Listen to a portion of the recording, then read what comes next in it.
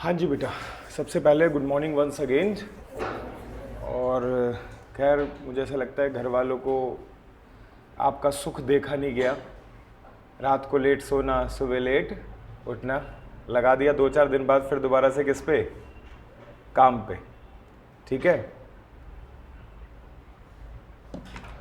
तो यहाँ पे आप जरा देखिए, पहली बात तो ये, आप में से कौन कौन बच्चे ऐसे हैं जो नॉन मैथ्स बैकग्राउंड है? मतलब आप 3 बच्चे ऐसे हैं जिनका मैथ्स फेवरेट सब्जेक्ट है।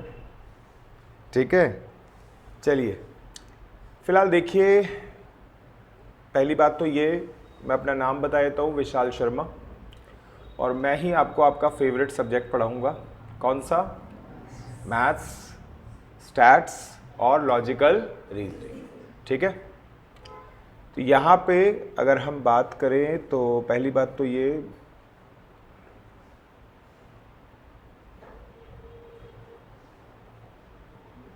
हाँ जी, जो आपका ये कोर्स है,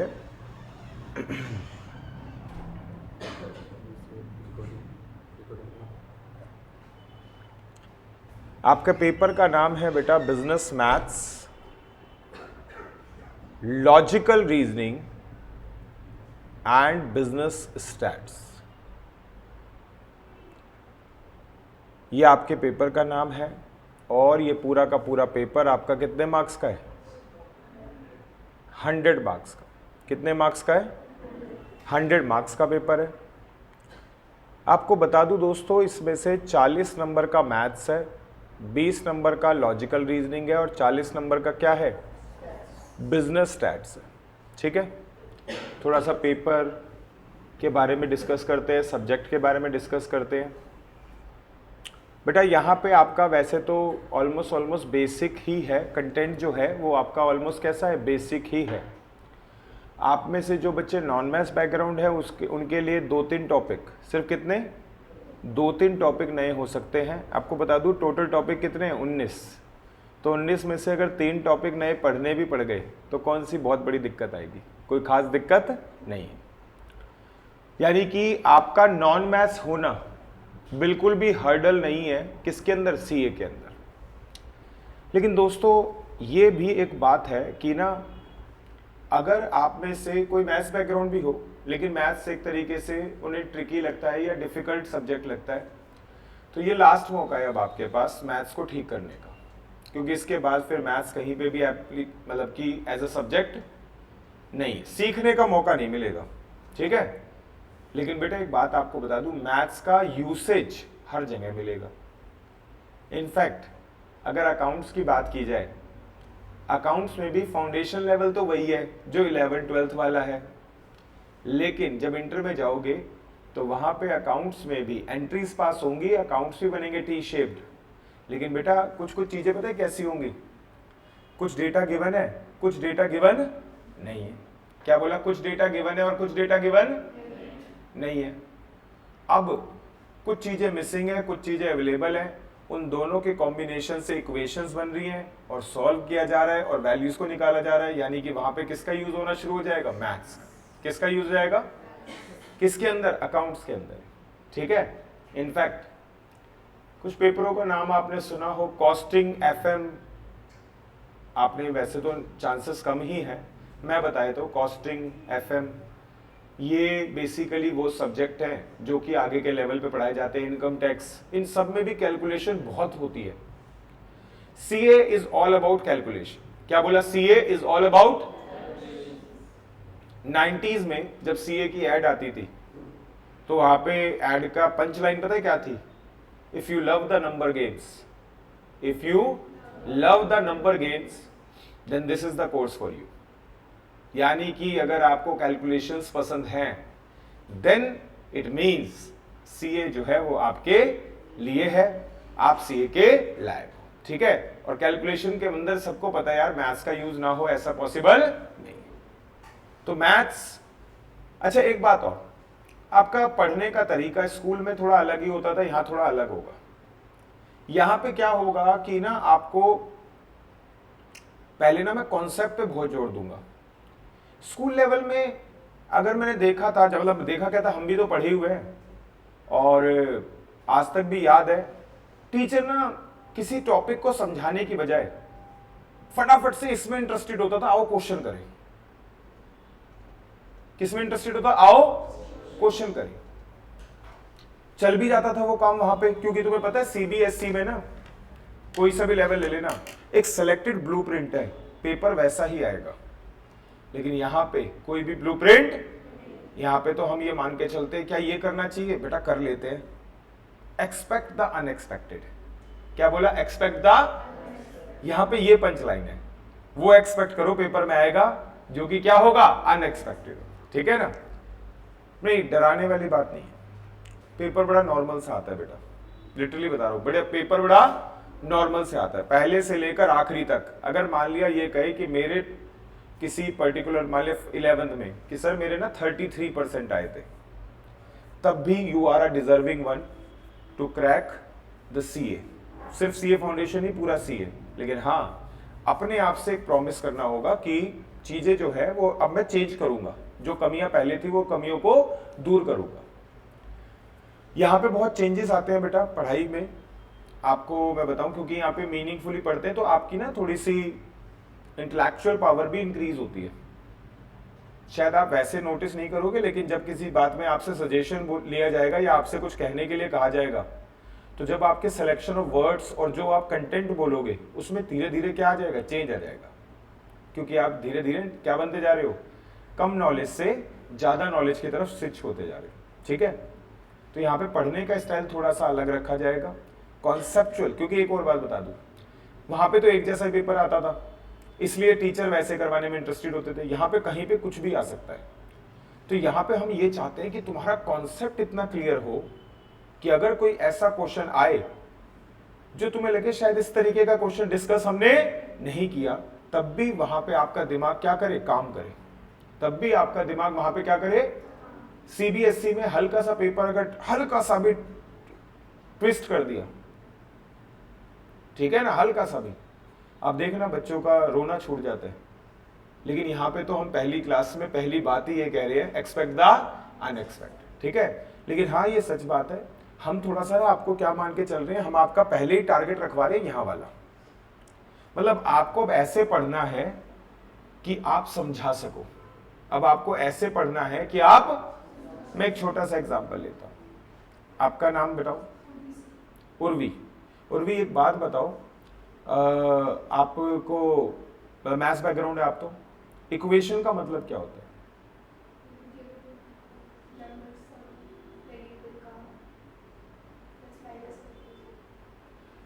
क्या नाम है बेटा आपका? साहिब तो सुना था, थोड़ा अलग है, असाहिब। ठीक है, असाहिब आ लगा दो बस, है ना। तुम बेटा तुम बताना, नाम क्या है आपका? शिल्पी। शिल्पी जैसे इसने उर्वी, उर्वी ने जो एक्सप्लेनेशन दी तुम्हें समझ में आई वो? नहीं आपके हिसाब से नहीं, पहले ये बताओ जो इन्होंने बोली समझ में आई? नहीं आई ना, अच्छा इधर सुनाई दिए, तुमने शायद बराबर में सुना होगा। आपका नाम बताओ? पलक। तुम्हें समझ में आई वो? चलो और किसी से क्यों पूछे, उर्वी आपसे पूछे कि आपने बहुत अच्छी एक्सप्लेनेशन दी, लेकिन इसका ये मतलब थोड़ी है कि अगर मैं इसे अभी क्वाड्रेटिक इक्वेशन दे दूंगा ना इस गर्ल को, तो ये क्वाड्रेटिक इक्वेशन के फैक्टराइजेशन करके दिखा देगी। Are you getting my point? तो क्वेश्चन सॉल्व करना आता है, लेकिन आपने कॉन्सेप्ट क्या पढ़ा है उसके पीछे की कोई खास नॉलेज नहीं। यहां पे हम क्वेश्चन पे भी ध्यान देना है और उसके पीछे के कॉन्सेप्ट पे भी। क्योंकि बेटा देखो स्कूल में क्या होता था, कोर्स कम समय ज्यादा, यहां पे क्या होता है, समय कम और कोर्स ज्यादा। तो कॉन्सेप्चुअल नॉलेज देके हम ये चाहते हैं कि हर अलग टाइप का क्वेश्चन भी आप क्या कर सको, खुद से टैकल कर सको। वो एक अलग बात है कि हम भी मानते हैं कि ऐसा कुछ नहीं हो सकता कि बस कॉन्सेप्ट बता दो और बच्चे क्वेश्चन खुद कर लें, करवाने पड़ेंगे हमें क्वेश्चन, लेकिन हमारा पढ़ने का स्टाइल क्या होगा, कॉन्सेप्चुअल नॉलेज इतनी स्ट्रांग हो कि मेजॉरिटी चांसेस हो कि अगर कोई भी क्वेश्चन आए हम उसे उस कॉन्सेप्ट के बेसिस पे क्या कर सके, टैकल कर सके। आ रही है बात समझ में? जो स्कूल लेवल में मिसिंग होता था, स्कूल लेवल में इतनी बातें नहीं बताई जाती थी, सीधा आओ बेटा चैप्टर ये है, इसका ये मतलब होता है, आओ कुछ क्वेश्चंस करके देखते हैं। मतलब बड़ी जल्दी है किस पे जाने की, क्वेश्चंस पे, ठीक है। हालांकि अगर हम भी कॉन्सेप्ट की बातें करेंगे तो ना प्रॉब्लम नहीं है, लेकिन हाँ आपके इंटरेस्ट का भी ध्यान रखना होता है। तो हम क्या करेंगे कि थोड़ा सा क्वेश्चन, थोड़ा सा प्रैक्टिकल, कुछ ऐसा करेंगे, लेकिन प्रायोरिटी हमेशा हम किस बात को देंगे? कॉन्सेप्चुअल क्लैरिटी को। Conceptual clarity is the top most priority, ठीक है। बहुत सारी चीजें होती है बेटा, हमें फर्क नहीं पता होता। मैं आपको एक छोटी सी बात बताता हूं, इस साइन को क्या बोलते हैं बताना? सिग्मा बोलते हैं। इस साइन को क्या बोलते हैं?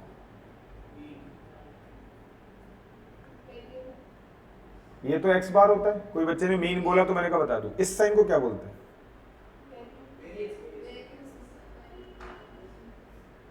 ये जो साइन है ये स्टैंडर्ड डेविएशन को रिप्रेजेंट करता है। ये जो साइन है वो सम को रिप्रेजेंट करता है। ये साइन जो है अर्थमेटिक मीन को रिप्रेजेंट करता है, लेकिन इस साइन को बोलते हैं एक्स बार, इस साइन को बोलते हैं sigma.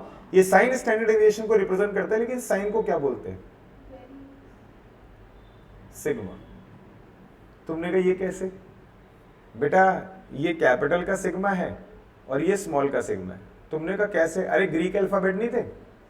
Alpha, beta, gamma, theta, omega, phi, ठीक है ना, इसके अलावा रो, इसके अलावा पाई, ठीक है ना, ऐसे बहुत सारे होते हैं। तो आपको बता दूं ये भी आपका क्या है? एक अल्फाबेट है, ग्रीक अल्फाबेट है, और इसको क्या बोलते हैं? सिग्मा। क्या बोलते हैं इसे? खैर चलिए इस बात को छोड़ते हैं और आगे चलते हैं। तो आई होप आपको कहीं ना कहीं थोड़ा सा कन्वे हो गया कि हमें थोड़ा सा कैसे पढ़ना है चीजों को, लॉजिकल पढ़ना है, ठीक है। अच्छा, हर तरीके की अपनी आपको अपलिफ्ट करना है। और फिलहाल अच्छा आपको पता है पेपर कितनी देर का है ये? 2 आवर्स। तो यहां पे आपका 2 आवर्स का पेपर है।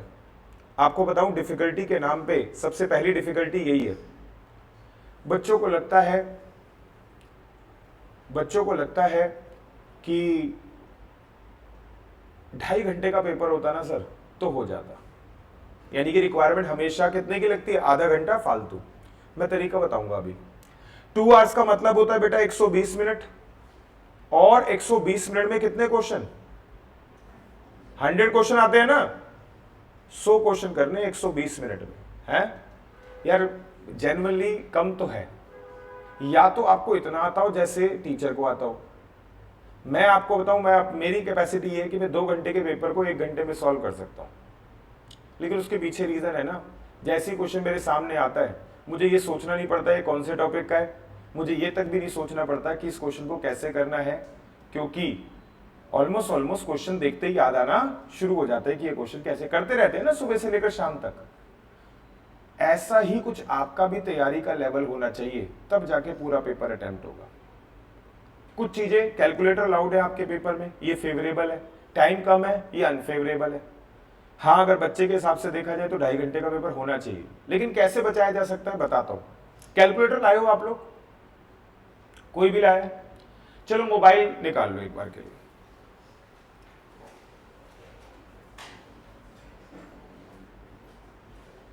कैलकुलेटर ओपन कर लो मोबाइल में से। है आपका, मैं आपसे एक चीज पूछता हूं, 12 का क्यूब बताओ कितना होगा? 1728 करो। आपको करने में कितने सेकंड? 4-5 सेकंड लग गए होंगे, है ना।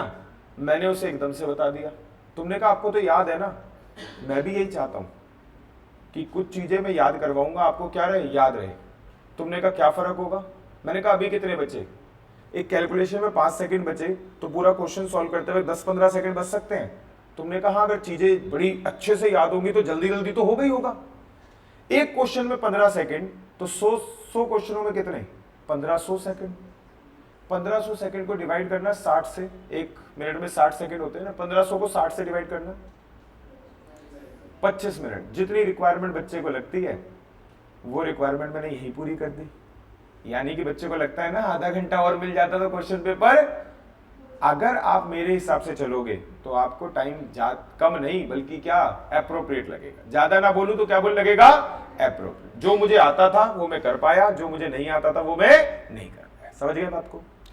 तो यहां पे फिलहाल एक तो आपका एडवर्स चीज ये है कि टाइम कम होता है, दूसरा ये बता दूं आप लोगों को कि आपका जो पेपर कैसा आता है, कोई रजिस्टर दिखाना आराम से। और देखो यहां पे अगर हम बात करें, यहां पे अगर हम बात करें तो दोस्तों यहां पे जैसे ये आपका क्वेश्चन पेपर है और ये वो लिखा है, पहली इंस्ट्रक्शन लिखी हुई है, क्या लिखी हुई है, क्या अलाउड है और क्या डिसअलाउड है।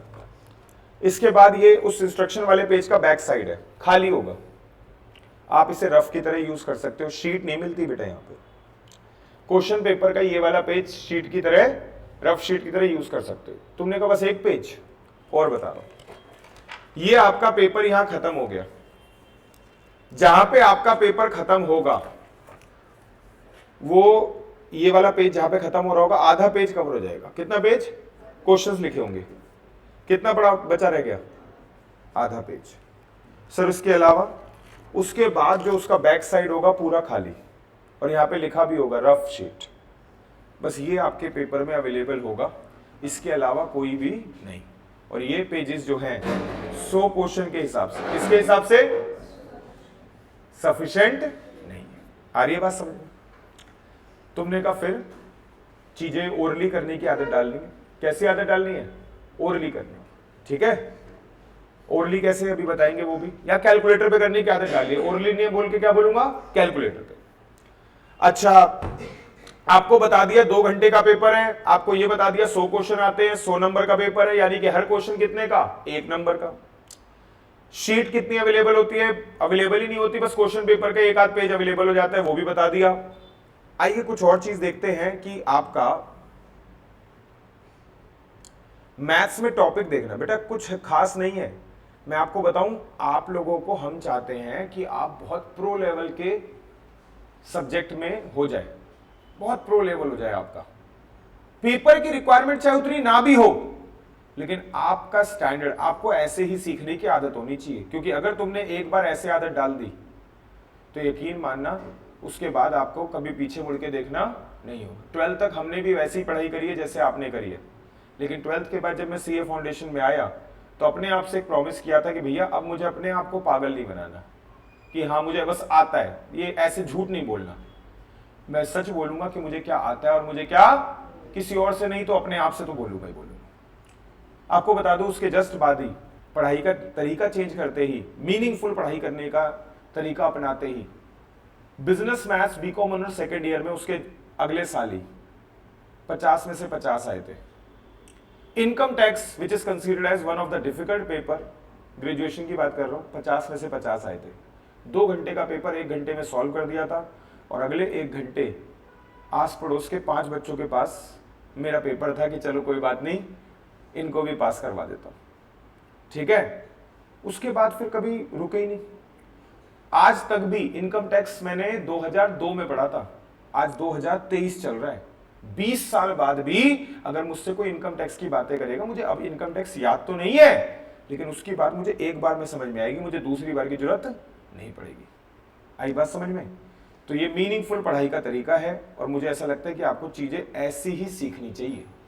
अब वो वाला तरीका निकाल देना अपने माइंड से, बस क्वेश्चन बनाते जाओ बनाते जाओ बनाते जाओ और खत्म, वो तो करना ही है, साथ के साथ चीजों को कैसे पढ़ना है, मीनिंगफुली, ठीक है।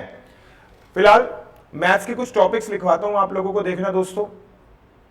पहला टॉपिक रेशियो प्रोपोर्शन, देखना जरा टॉपिक सारे अलग हैं या तुम्हारे पढ़े हुए लग रहे हैं। इंडाइसिस एंड लॉग, और सुनो इक्वेशन 10th क्लास में था ना, लीनियर, क्वाड्रेटिक, और कौन सा था, क्यूबिक, है ना। अच्छा इसके अलावा एक टॉपिक होता है इनइक्वेशन। क्या टॉपिक है, inequation. Maths non maths background वाले बच्चों के लिए बताता हूं, देखो इनइक्वेशन। उसके बाद एक टॉपिक होता है टीवीएम। टीवीएम हो गया सिंपल इंटरेस्ट और कंपाउंड इंटरेस्ट। इसके अलावा अगला टॉपिक है परमुटेशन एंड कॉम्बिनेशन, फिर है एपी एंड जीपी, इसके अलावा सेट और फंक्शन, इसके अलावा आपका कैलकुलस, सारे चैप्टर्स लिख दिए किसके, मैथ्स वाले। कौन से वाले, मैथ्स वाले। तुम्हें मैथ्स की दिक्कत थी तो मैथ्स के लिए बताता हूं, ये टॉपिक्स तुमने पढ़े हुए हैं सिवाय इसको छोड़ के, ये पढ़ा हुआ है, ये पढ़ा हुआ है, ये पढ़ा हुआ है, 7th 8th क्लास में भी था। ये नहीं पढ़ा हुआ, कितने नंबर का बता देता हूं, 4 नंबर का।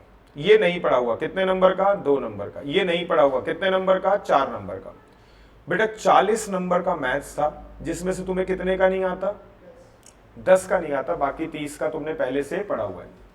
ये 10 का भी हम सिखा देंगे। इस 10 के अलावा पूरे 90 नंबर का पेपर जो है तुम लोगों ने पहले पढ़ा हुआ है। नॉन मैथ्स वालों की बात बता रहा हूं, तो मुझे बताओ जिसको बच्चे ने 90 नंबर का पहले से पढ़ा हुआ हो, 10 नंबर का चलो नहीं भी पढ़ा हुआ, और मैं कहता हूं नहीं आता तुम्हें, क्या 90 नंबर में से पास नहीं हुआ जा सकता? तो आई थिंक आप समझ गए ना, ये तो सिर्फ माइंड का खेल है कि मैं नॉन मैथ्स बैकग्राउंड। खैर आई थिंक आपको समझ में आ गया सारे टॉपिक कहीं ना कहीं। अच्छा, और ये 10 नंबर का भी पूरी तैयारी करवा दूंगा मैं, बेसिक से पढ़ाऊंगा, अलग से बेसिक की क्लास लूंगा, कैलकुलस की, डिफरेंशिएशन एंड इंटीग्रेशन। आइए यहां पे आपका एक चैप्टर डिस्कस करते हैं, सबसे पहला चैप्टर, और ये चैप्टर है आपका कौन सा, रेशियो, प्रोपोर्शन,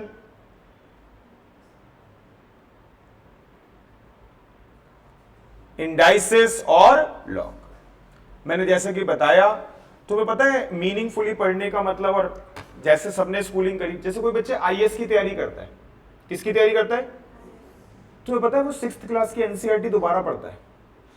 क्या बोला, 6th क्लास की एनसीईआरटी दोबारा पढ़ता है। तुम सभी बच्चे 10th पास हो, लेकिन मैं अभी एक 10th क्लास की एक बुक उठाता हूं, और उसमें से ना जो सबसे पहला चैप्टर है ना, रियल नंबर्स, उसमें से क्वेश्चन नहीं पूछूंगा, वो तो तुम्हें आते हैं, मैं उसकी जो कॉन्सेप्ट जहां लिखा होगा ना, वहां से कुछ पूछ लूंगा। मुझे मेजोरिटी ऑफ द चांसेस है कि आप जवाब देने वाले नहीं हो, क्योंकि आपने उस बुक में से सिर्फ क्या सीखा है, क्वेश्चंस। ठीक है, क्वेश्चंस करना भी जरूरी है, कॉन्सेप्ट पता होना। तो जब ऐसे पेपर की रिक्वायरमेंट होती है ना, जहां पे वो तुम्हारी नॉलेज को कुरेद के देखना चाहते हैं कि कितना क्रिस्टल क्लियर हो तुम, तो वो फिर उस तरीके का पेपर बनाते हैं जहां पे नॉलेज की रिक्वायरमेंट हो। क्वेश्चन करने का तरीका रटवा दिया, इससे काम चलने वाला नहीं है। ठीक है, रेशियो, प्रोपोर्शन, इंडाइसेस और लॉग। बेटा आपको बता दूं, ये चैप्टर जो है 5 मार्क्स का है। कितने का, ऑन एन एवरेज सारे चैप्टर ही 5 मार्क्स के हैं, एक आध को छोड़ के। कौन कौन से बता देता हूं। ये 14 नंबर का चैप्टर है। कितने का, ये इनइक्वेशन 1 नंबर का टॉपिक है, बाकी सारे 5-5 नंबर के। कितने के, 5-5 के। ठीक है, खैर फिलहाल देखो, अगर हम बात करें तो दोस्तों सबसे पहले मैं आप लोगों के साथ डिस्कस करना चाहूंगा रेशियो, और रेशियो की शुरुआत करते हैं। रेशियो कोई नई चीज तो है नहीं, आइए जरा सोचते हैं और आपसे पूछते हैं। पिछली बार आप अपनी बात बता नहीं पाई थी, लेकिन इस बार हम पूछेंगे। एक बार नाम दोबारा बताइएगा। शिल्पी, रेशियो का मतलब क्या होता है? इतना टाइम लग रहा है तो इसका मतलब कंटेंट की कमी तो है ना। कोई बात नहीं, मैंने भी ऐसी पढ़ाई करी हुई है 12th तक, 12th के बाद ही ठीक करा जो करा है। ठीक है, अभी भी कुछ बोलना चाहते हैं? नहीं, चलिए कोई और बोलना चाहता है। रेशियो का क्या मतलब होता है?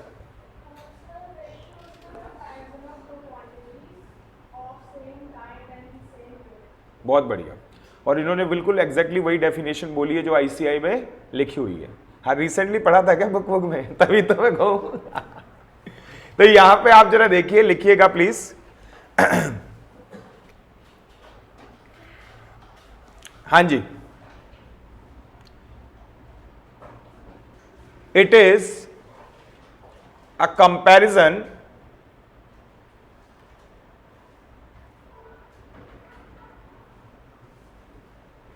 it is a comparison between the two quantities.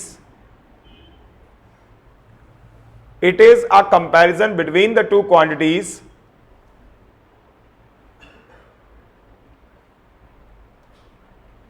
of same kind. और जब हम यहां पे बात करते हैं तो साहिब यहां पे सेम काइंड का मतलब होता है बेटा सेम, सही नाम बोले ना तेरा, same unit of measure.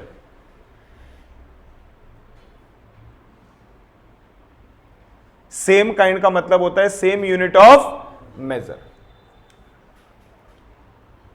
Ratio it's a comparison between the two quantities of same kind by division.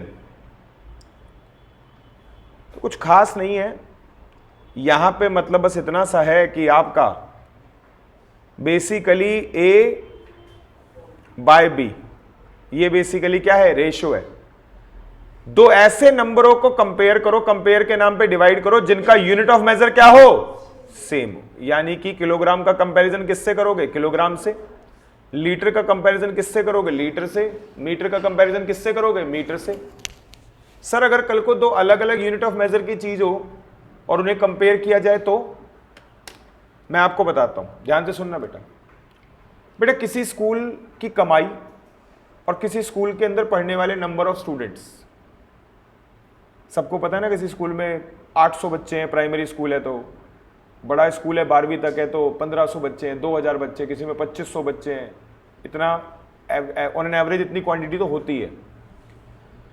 तो नंबर ऑफ स्टूडेंट अपने आप में एक यूनिट्स है, नंबर ऑफ स्टूडेंट अपने आप में एक यूनिट्स है, और कमाई किस में है, रुपीज में। कमाई किस में है, ये दोनों चीजों के यूनिट ऑफ मेजर एक नहीं बल्कि क्या है, अलग अलग। तो ये रेशियो नहीं है, इनका कंपैरिजन क्या होगा, प्रोपोर्शन। क्या होगा, जैसे मेरे घर में बाइक, स्कूटी या कार कुछ भी मैं चला रहा हूं, अगर मैं स्पीड बढ़ाता जाऊंगा तो जैसे जैसे मेरी स्पीड बढ़ती जाएगी मेरी फ्यूल इकोनॉमी, क्या बोला मैंने, किलोमीटर पर लीटर, कि 1 लीटर में कितने किलोमीटर चलता है, वो क्या होती जाएगी, कम होती जाएगी। जितनी तेज स्पीड चलाओगे फ्यूल उतना ज्यादा जल्दी जल्दी बर्न होगा, तो मेरी फ्यूल इकोनॉमी उतनी ही कम होती जाएगी। बोलो हाँ या ना, अरे पक्का। तो इसका मतलब फ्यूल इकोनॉमी किस में होती है, किलोमीटर पर लीटर। फ्यूल इकोनॉमी बोल रहा है, स्पीड नहीं बोल रहा। फ्यूल इकोनॉमी किस में होती है, किलोमीटर पर लीटर। स्पीड किस में होती है, किलोमीटर पर आर। दोनों का यूनिट ऑफ मेजर सेम है या अलग अलग है, प्रोपोर्शनेट है। क्या है ये, आपके स्टडी आवर्स और आपके एग्जाम में मार्क्स दो अलग बातें हैं ना। आवर्स बेटा जी अलग यूनिट है, मार्क्स अपने आप में एक यूनिट है। जितने ज्यादा घंटे पढ़ाई करोगे मार्क्स उतने ज्यादा। क्या है ये, प्रोपोर्शनेट है। रेशियो ऐसी दो चीजों के कंपैरिजन को कहा जाता है जिनका यूनिट ऑफ मेजर अलग अलग नहीं बल्कि कैसा हो, सेम। जैसे एक आसान सा एग्जांपल है, तो चाय बना रहे हो आप, क्या बना रहे हो, तो अगर 2 लीटर पानी है तो 1 लीटर क्या डलेगा, दूध। 2 लीटर पानी है तो 1 लीटर क्या डलेगा, वो भी लीटर में और वो भी लीटर में। ये क्या है बेटा, रेशियो है ना। 3 लीटर पानी और दूध के कॉम्बिनेशन में कितने किलोग्राम या कितने ग्राम चीनी डलनी है, कितने ग्राम पत्ती डलनी है, अब ये क्या हो गया, प्रोपोर्शन। आई थिंक आपको समझ में आ गई है बात, है ना। दो सेम चीजों को कंपेयर करेंगे तो रेशियो, दो अलग अलग यूनिट ऑफ मेजर की चीजों को कंपेयर करेंगे तो प्रोपोर्शन। पक्का बेटा, आ रही है बात समझ में। अब जरा देखिएगा, और कंपैरिजन के नाम पे करते क्या है रेशियो में, सिर्फ डिवीजन। क्या करते हैं, सिर्फ। तो आसान तरीके से समझ में आ गए, रेशियो के नाम पे डिवाइड किया जाता है। डिवाइड किसको करता जाता है, दो ऐसी क्वांटिटी को जिनका यूनिट ऑफ मेजर कैसा हो, सेम। पक्का। आपको बता दूं, जैसे रेशियो है ये a बाय बी लिखा है, इसको ऐसे भी लिख सकते हैं a:b। क्या लिख सकते हैं, और इसे ऐसे भी लिख सकते हैं a:b। बेटा स्पेशली रिमाइंड करवा रहा हूं आपको, please I request to you all, भूलना मत, रेशियो को ऐसे भी लिखा जा सकता है a:b। ठीक है ना। आपकी जानकारी के लिए बता दूं कि आपका जो ये न्यूमरेटर होता है, जिसे फर्स्ट टर्म भी बोल देते हैं, क्या बोल देते हैं, जिसे फर्स्ट टर्म, और जो डिनोमिनेटर होता है उसे क्या बोल देते हैं, सेकंड टर्म। बेटा इनको एक और नाम भी दिया जाता है, और नाम आपको पता नहीं याद नहीं होगा, लेकिन स्कूल लेवल में भी सिखाया था। इसे बोलते हैं एंटीसेडेंट, क्या बोलते हैं इसे, और इसे बोलते हैं कॉन्सिक्वेंट। क्या बोलते हैं इसे, मेरी राइटिंग समझ में आ रही है ना, ठीक है। तो एंटीसेडेंट और कॉन्सिक्वेंट, और यहां पे आपका न्यूमरेटर को एंटीसेडेंट और डिनोमिनेटर को कॉन्सिक्वेंट। पक्का दोस्तों, आगे देखिएगा बेटा, और लिखते हैं यहां पे, इससे आगे चलते हैं। Both terms of the ratio, अब तुम्हें पता है टर्म्स ऑफ द रेशियो को क्या मतलब है। Both terms of the ratio, both terms of the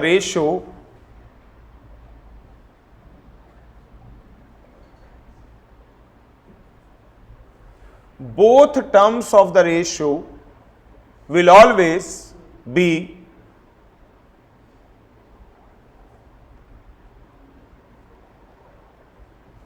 multiplied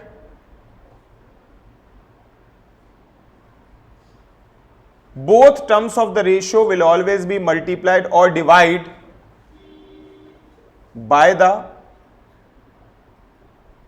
same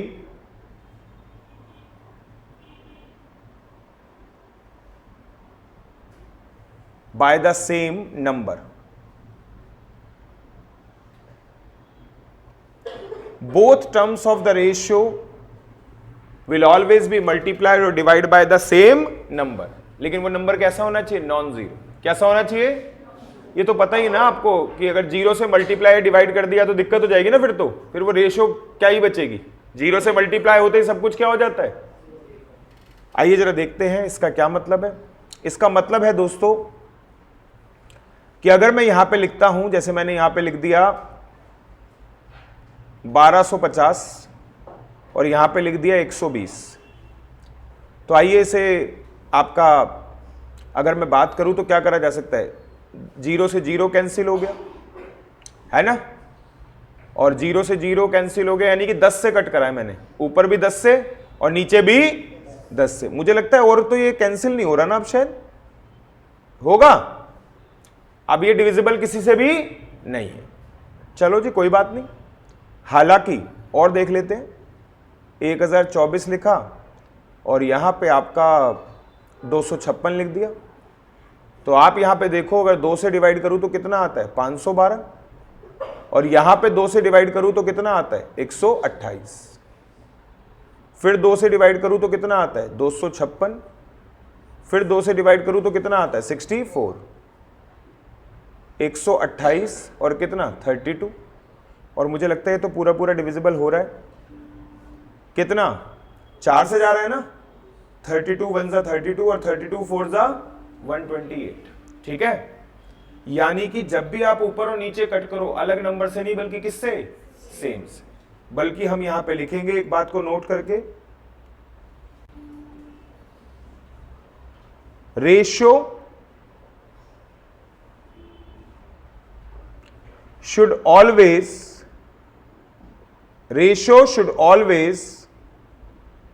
be present. Ratio should always be present in simplest form. अरे पता है सिंपलेस्ट फॉर्म का मतलब ना? छोटे से छोटा.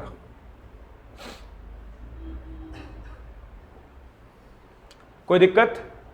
Ratio should always be present in simplest form. और जिसका मीनिंग आप लोगों को पता चल गया, सिंपलेस्ट मतलब बिल्कुल छोटा करके लिख दिया. फाइनल आंसर कितना आ गया था? 4. दोस्तों जैसे डिवाइड किया, अगर कल को मान लिया मैं कहता हूं, यहां पे ध्यान दीजिएगा, अगर कल को आपको रेशियो दे रखी है दो नंबरों की 2/5, क्या दे रखी है, और अगर आपको ऊपर 3 का मल्टीप्लाई करने की जरूरत है, तो अगर ऊपर करोगे तो क्या करोगे? नीचे भी करोगे, और ये हो जाएगा 6 और ये क्या हो जाएगा? 15. बोलो हाई है ना. तो ये बेटा जी आपका 6/15 हो गया. और ये बात मैंने ऊपर मेंशन कर दी थी, both terms of the ratio will always be multiply और डिवाइड बाय द सेम. और किस नंबर से? नॉन जीरो नंबर से. किससे? ठीक है जी दोस्तों. आइए इसके अलावा आपका यहां पे डिस्कस करते हैं. आगे देखिएगा प्रॉपर्टीज ऑफ रेशियो.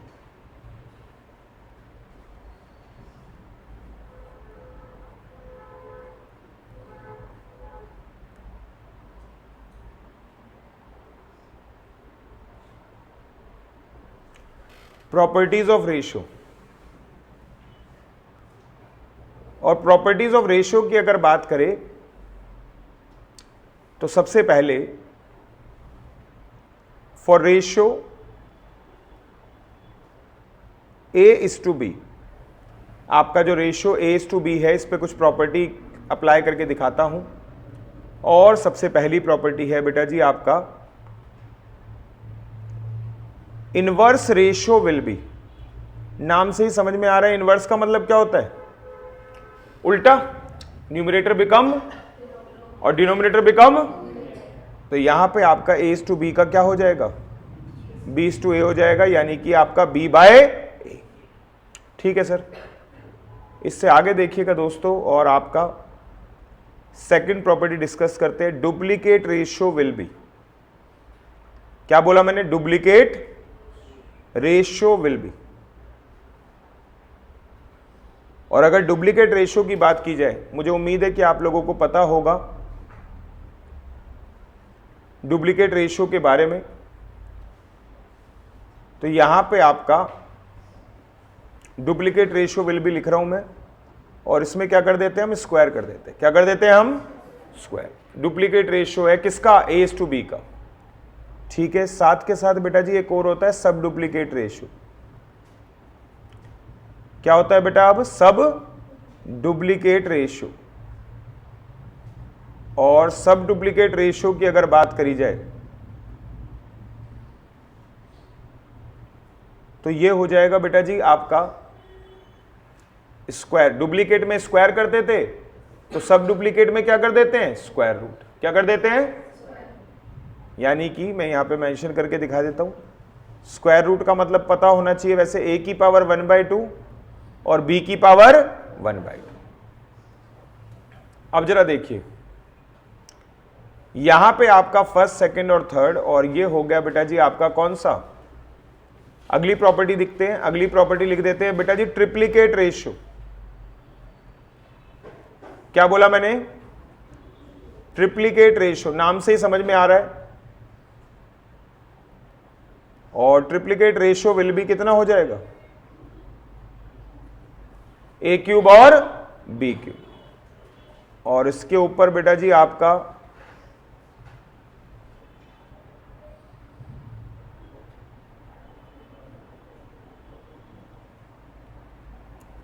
सब ट्रिप्लीकेट रेशियो विल बी।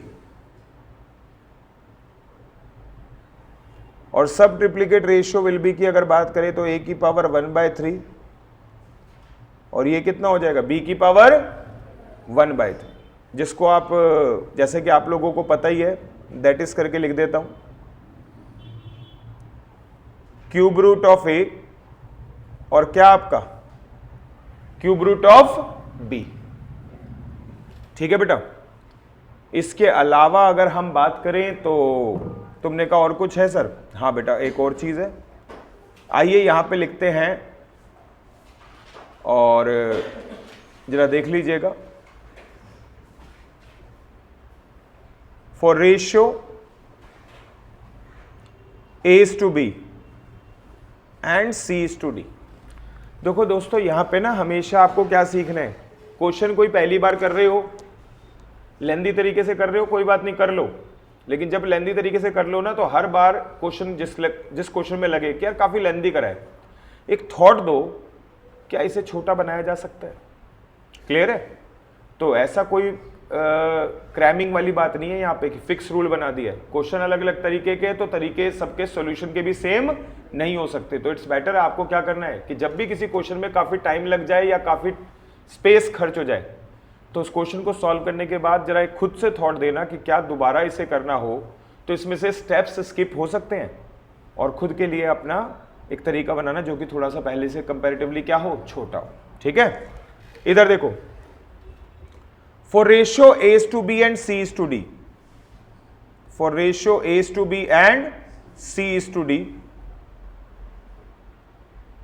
और यहां पे आप जरा देखिएगा, मैं अगली प्रॉपर्टी लिख रहा हूं, sixth property,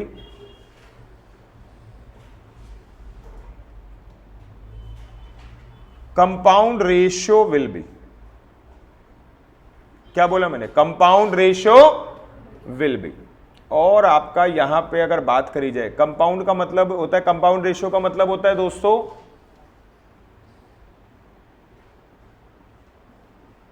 product of ratios. क्या मतलब होता है बेटा, प्रोडक्ट ऑफ रेशियोज।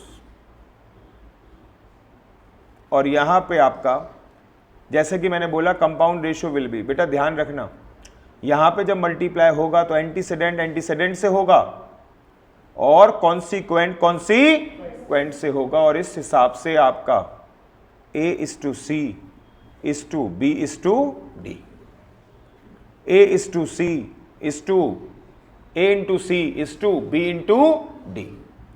और दोस्तों यहां पे आपको साफ साफ समझ में आ तो चुका ही है कि मैंने कुछ और नहीं करा, सीधा सीधा मल्टीप्लाई कर दिया A by B multiply by कितना C बाय D, और ये हो गया आपका कैसे AC अपॉन में किसके बराबर, AC अपॉन में किसके बराबर, वही चीज लिखी है मैंने। पक्का, कोई कंफ्यूजन नहीं? ठीक है, चलिए जी, थोड़ा थ्योरी पढ़ी है तो आइए कुछ क्वेश्चंस करके देखते हैं। जितना पढ़ा है उसी के बेसिस पे क्वेश्चन करते हैं। अभी कुछ और बातें भी है सिखाता हूं, लेकिन पहले जितना पढ़ा है उसी के बेसिस पे क्वेश्चन करते हैं। जैसे कि मैंने बोला कि आपके इंटरेस्ट को भी ख्याल में रखूंगा मैं, जितना हो सकता है कि भैया आपका सिर्फ थ्योरी ना हो, बल्कि साथ के साथ क्या करवा दिया जाए, प्रैक्टिकल भी। ठीक है, तो चलिए देखते हैं, कुछ क्वेश्चंस करना शुरू करेंगे हम।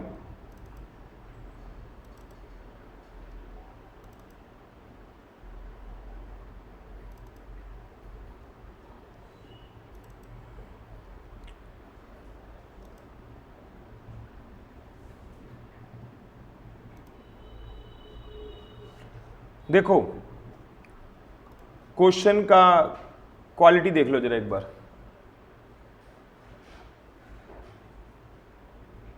नहीं, डरा नहीं रहा हूं, ठीक है, लेकिन बता रहा हूं ये सब करना है हमें, ठीक है। और लेकिन ये है कि ऐसा नहीं हो सकता बिल्कुल आज से ही शुरू हो जाए, ठीक है। अब अगर मैंने कर दी, कर तो दूंगा मैं, लेकिन पता है प्रॉब्लम बस एक है, सबका लेवल एक नहीं है। तो मुझे क्या करना है, पहले सबको मेरे क्लास के हिसाब से पहले एक लेवल पे लेकर आना है कि हाँ अब सबको पता है ये सारी बातें। अब क्वेश्चन कराऊं जिससे सबको समझ में है। एग्रीड इस बात से? तो यहां पे आप जरा देखो, क्वेश्चन का स्टैंडर्ड देख लो और सुनो, ये बिना लिखे करने हैं, ठीक है, या कम स्टेप्स में करने हैं। तो मैं तरीका बताऊंगा आप लोगों को, कैपेबल बनाऊंगा कि इनमें तुम क्या कर पाओ, डायरेक्ट कर पाओ। अगर ये तुम्हें पेन पेपर पे लिखने दे दिए जाए ना, 4-4 पेज के क्वेश्चन है, ये कितने पेज गए, 4। आज इस पेज पे शुरू होगा, चौथे पेज के आखिरी लाइन में कंप्लीट होगा, और हम इसे क्या करेंगे 2 स्टेप में। तुमने कहा तरीका चेंज हो जाएगा, नहीं तरीका तो चेंज नहीं होगा, लेकिन आपका क्या है, स्टेप्स स्किप होंगे। क्या बोला, स्टेप्स स्किप होंगे। जो हम हर चीज एक लिख के करते हैं ना, सीबीएसई में रिक्वायरमेंट है कि आप हर चीज क्या करके दिखाओ, लिख के दिखाओ।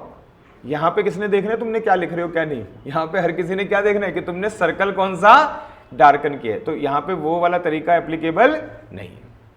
आपको पता है पेपर में कुछ बच्चे तैयारी खुद से करते हैं, जैसे ये वाले क्वेश्चन देख के, शुरुआती क्लास की क्वेश्चन देख के सोचते हैं कि हाँ हम कर लेंगे, जब पेपर आता है तब वो नहीं कर पाते, 40 कर पाते हैं बस, कितने में, 2 घंटे में, और उसमें से भी गलत हो जाते हैं।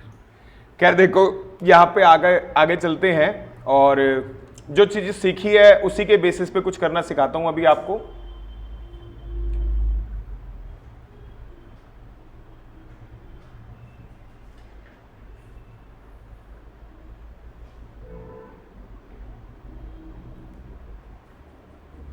और देखिए, अगली क्लास से कैलकुलेटर जरूर लाएंगे बेटा, ठीक है। और रीजन है, चक्कर क्या है, हमें कैलकुलेटर के यूज को मैक्सिमाइज करना है, और तुम्हें बता दूं अभी तुम्हें आदत नहीं है, ठीक है। मेरे को आपकी कैलकुलेशन भी अच्छी चाहिए, मुझे आपका कैलकुलेटर चलाने का भी स्पीड फास्ट चाहिए, मतलब आपकी ओवरऑल ग्रोथ होनी चाहिए। क्या बोला मैंने, ओवरऑल ग्रोथ होनी चाहिए, ठीक है। और देखिए, सबसे पहले अगर हम बात करें तो यहां पे देखो क्या लिखा हुआ है, कहता है, 1 मिनट दीजिएगा बस, हाँ जी, कहता है इनवर्स रेशियो ऑफ 11:15। ये तो आसान ही है, क्या हो गया। अब ऐसा क्वेश्चन देख के बच्चे कहेगा अरे ठीक है ना बेटा, लेकिन ऐसे आते नहीं है ना। लेकिन अगेन पहली क्लास में वो वाले क्वेश्चन नहीं करवाए जा सकते, इसलिए बस तो बच्चे को कई बार गलतफहमी हो जाती है, कह रहा अरे ये तो मैं 90% वाला बच्चा हूं, मुझसे आप ये सब करवा रहे हो।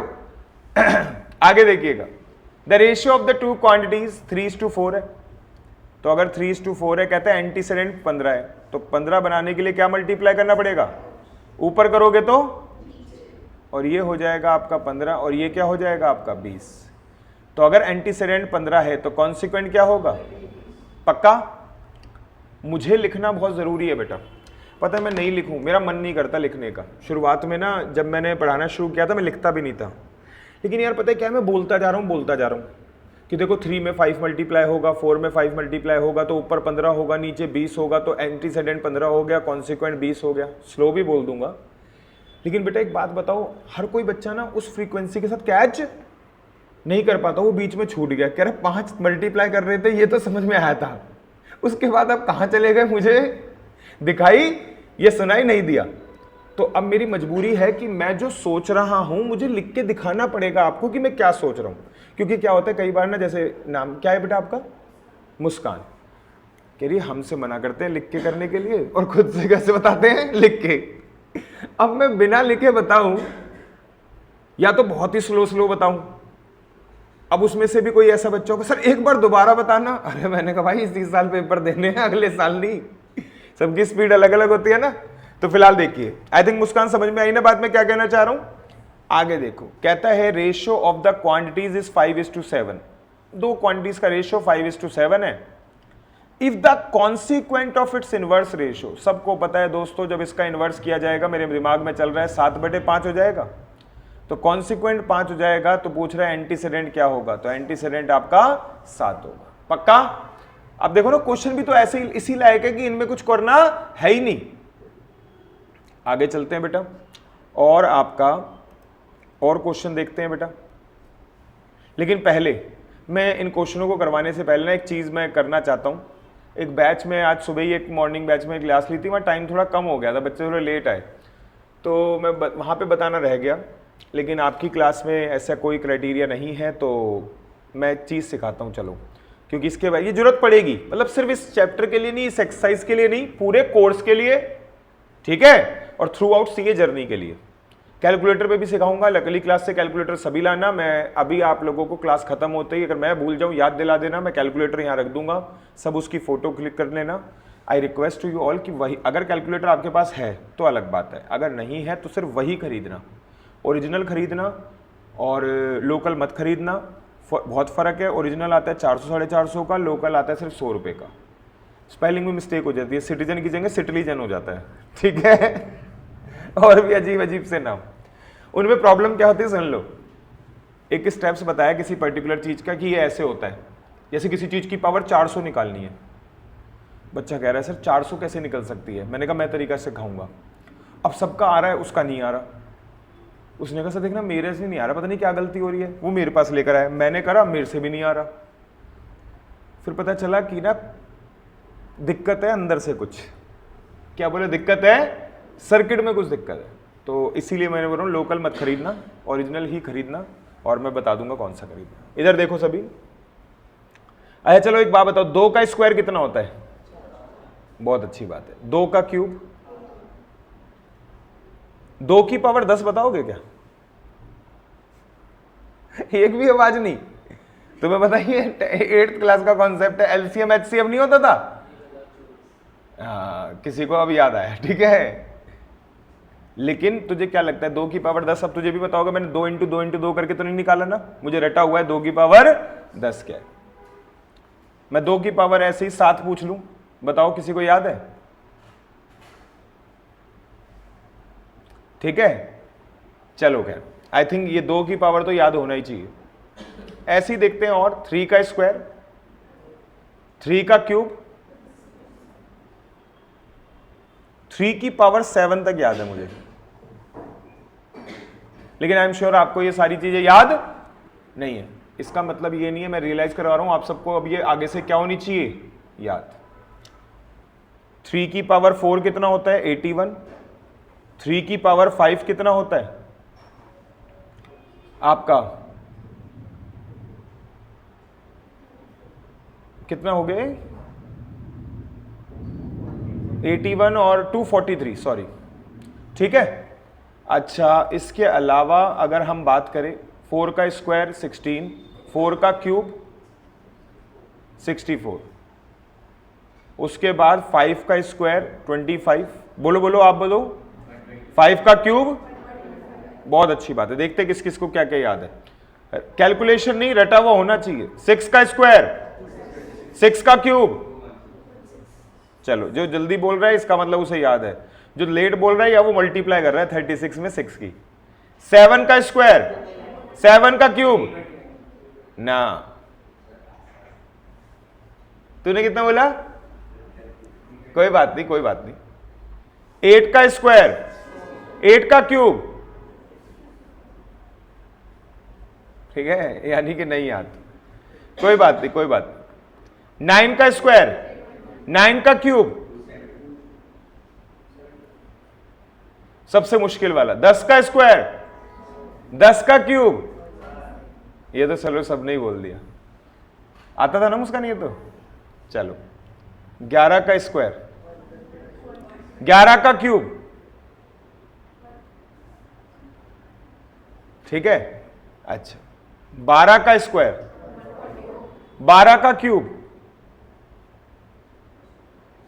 मुझे यहां तक क्यूब याद है और मेरा काम चल जाता है, मैं कहीं अटकता नहीं हूं। तो I request to you all कि आप लोगों को भी 12 तक का क्यूब क्या होना चाहिए, याद होना चाहिए, ठीक है।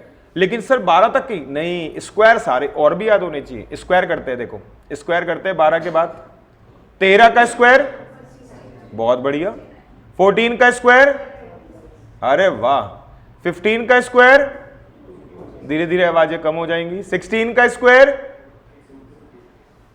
17 का स्क्वायर, लंबी खामोशी। 18 का स्क्वायर, 19 का स्क्वायर, कोई आवाज नहीं, ऐसा लग रहा है कर्फ्यू लग गया। 20 का स्क्वायर, अब सब आगे दोबारा जग गए सब। 21 का स्क्वायर, 22 का स्क्वायर, 23 का स्क्वायर, और यहां पे आपका देखना, चेक करना, मुझे थोड़ा एक दो याद नहीं रहते। 23 और एक 28 है, एक 26 है, फिर भी याद करना। देखना कैलकुलेटर है किसी के पास, मोबाइल में कर लो। 23 सही लिखा है ना। 24 का स्क्वायर 576, 25 का स्क्वायर तो सबको आता हो, हाँ मुझे पता है ना। 26 का स्क्वायर 686 से, पता नहीं 6 से 76। अब देख लो, आप समझ रहे हो ना, मैं कैलकुलेट नहीं कर रहा, मुझे रटा हुआ, इसलिए मैं दिमाग लगा रहा हूं। क्या था, 676 था, 686 था, मैं ये दिमाग लगा रहा हूं। 27 का स्क्वायर, ये तो काफी, किसको याद था, करा है या याद था, मतलब मोबाइल से करा है या, अच्छा मोबाइल से कर रहा है, अच्छा फिर ठीक है। 28 का स्क्वायर 784, नहीं हाँ 784, चेक करियो, ठीक है ना। तूने भी बोल दिया था ना शायद, मुझे यहां तक ऑलमोस्ट याद है। तो आपका अब देख लो, मेरा इतने में काम चल जाता है, और मैंने आप लोगों को बता दिया, ये याद होने में आपको फायदा ही होगा, घाटा नहीं होगा। समझ गए बात को, तो ये याद आप हमेशा के लिए रखना, ठीक है। अच्छा अब इससे आगे देखते हैं, और दोस्तों यहां पे जरा देखिए, अब क्वेश्चंस करते हैं, थोड़ा मजा आएगा ऐसे करने में।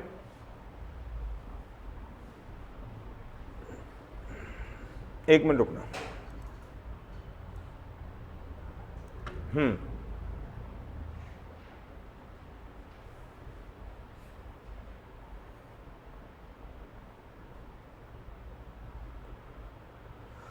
यहां पे अगर हम बात करें, क्वेश्चन नंबर आपका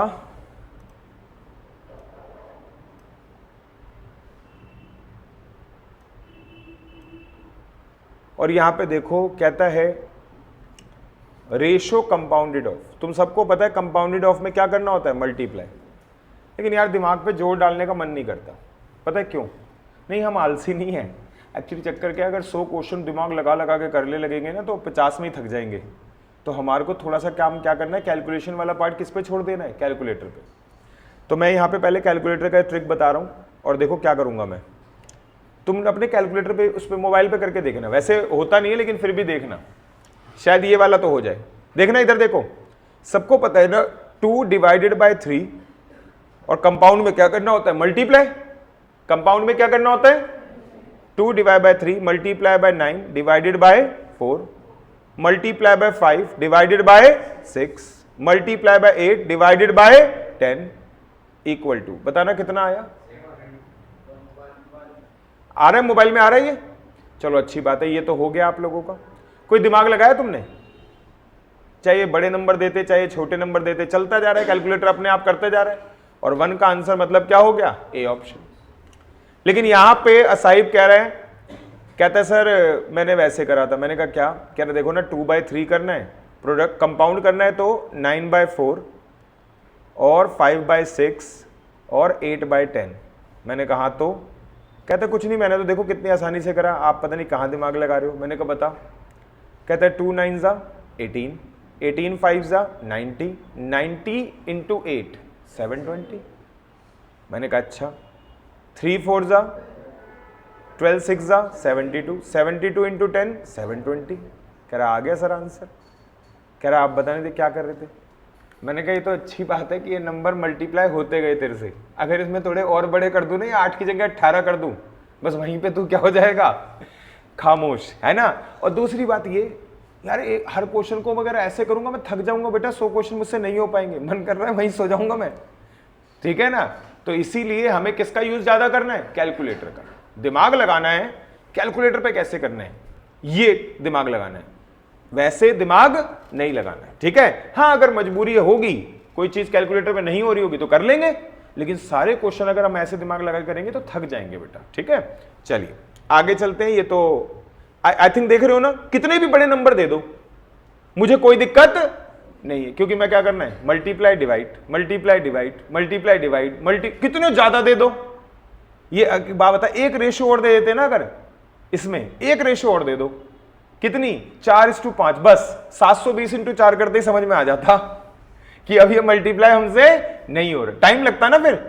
420 4 × 720, 7 चौक 28, 4 दूनी 8, 2880। मैं थोड़ा बड़ा नंबर कर दूंगा तो मुश्किल, मतलब कहीं ना कहीं अटको गया। समझ गए बात को? आगे चलते हैं। ये तो खैर देखो बेसिक से क्वेश्चन है, आप ही करो। 5th का आंसर बताओ। 9:6 का आंसर बताओ, ठीक है ना। सर ऐसे क्वेश्चन आते हैं, ये ज्यादा आसान है, लेकिन ऐसे भी आते हैं। आप एक्सपेक्ट करके मत चलो, आप समझो आपका स्टैंडर्ड हमेशा अप रखना चाहिए, पेपर फिर कैसा भी है, ठीक है। हम आपको लीस्ट की तैयारी नहीं करवाएंगे ना बेटा, हम आपको किस पेपर की तैयारी करवाएंगे? सबसे डिफिकल्ट पेपर की, क्योंकि मैं कैसे गारंटी लूं कि इस बार का पेपर, तुम्हारे वाला पेपर डिफिकल्ट नहीं आएगा, ठीक है। आगे देखो, ये भी हो गया होगा। 8 का क्यूब रूट कितना होता है? चलो ये तो बेसिक सा था, आगे देखते हैं, कुछ और करते हैं।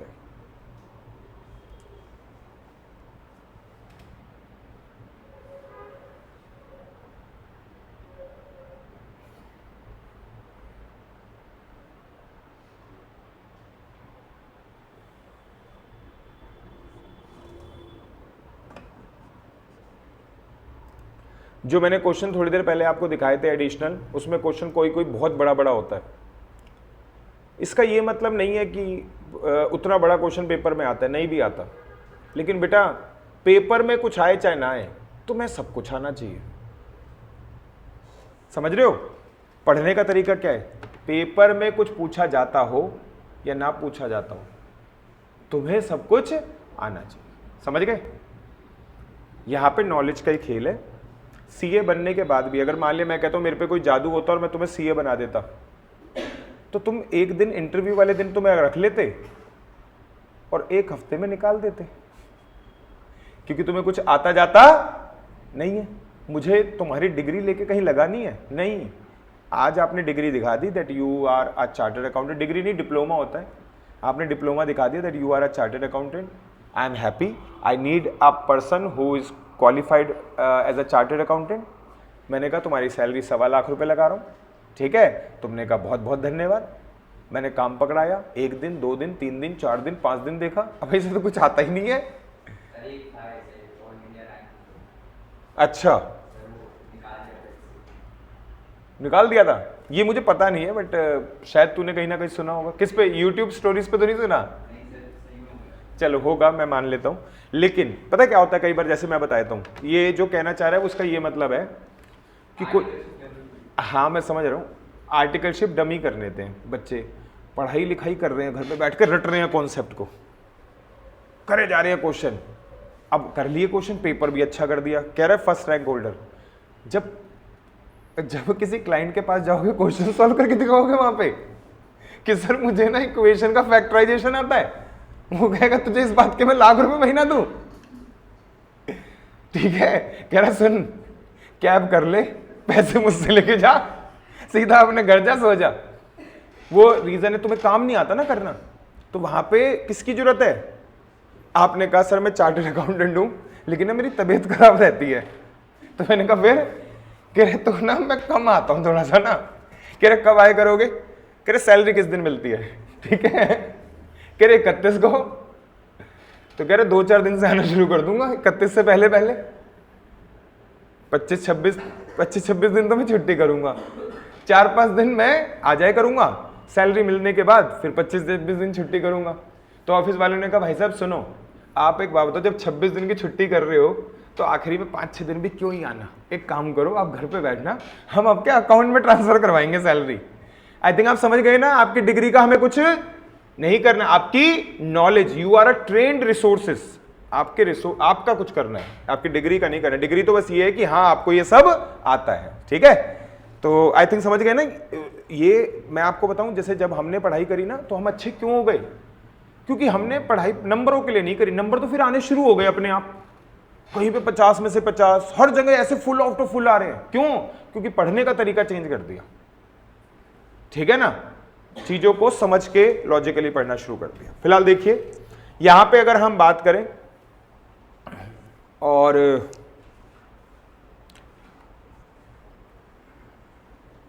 क्वेश्चन नंबर अगर बात की जाए 9, तो ये तो बेटा जी सीधी सी बात है, मैं क्या करूंगा 4 डिवाइडेड बाय 9 करूंगा, क्या मोबाइल से कर लो, 4 डिवाइड बाय 9 करूंगा, और डुप्लीकेट रेशियो ऑफ 3:4, तो मल्टीप्लाई बाय 9 और डिवाइडेड बाय 16 करूंगा। जल्दी बताओ क्या आया?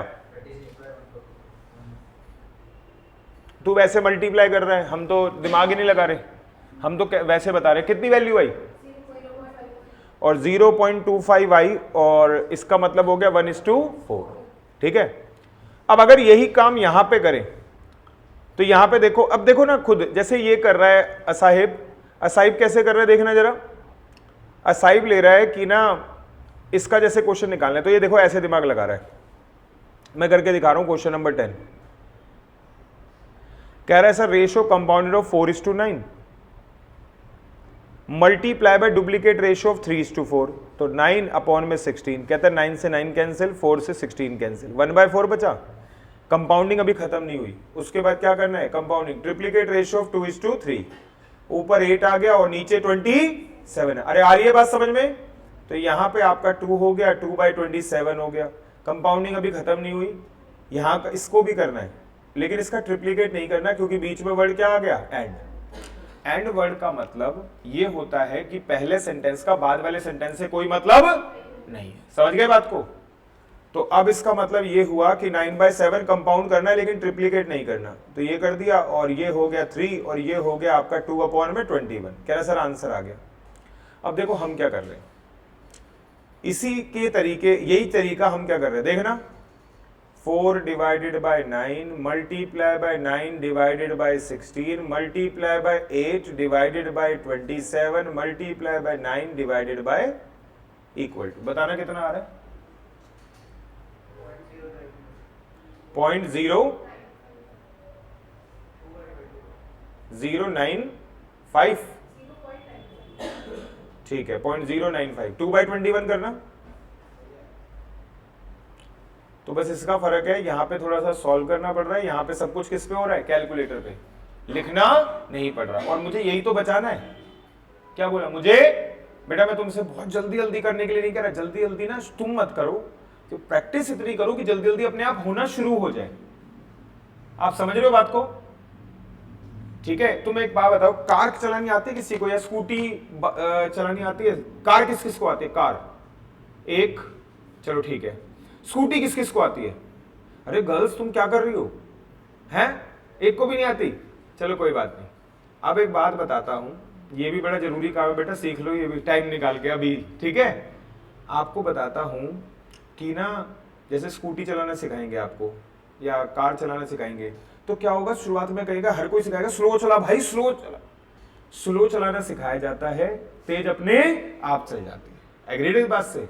तो ऐसे ही आपको एक बार आना चाहिए चीजों को सॉल्व करना, फास्ट अपने आप करोगे। तो मैं यहां पे कभी भी फास्ट पे जोर नहीं दूंगा।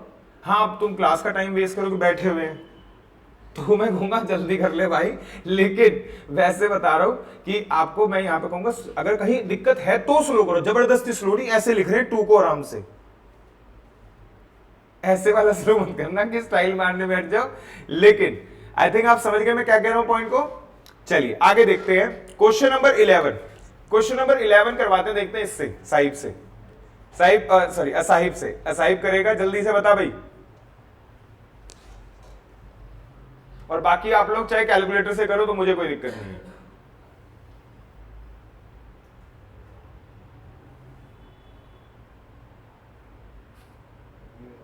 ये वाला नहीं हो पा रहा ना, तो यानी कि यहां रिक्वायरमेंट है ना कैलकुलेटर की।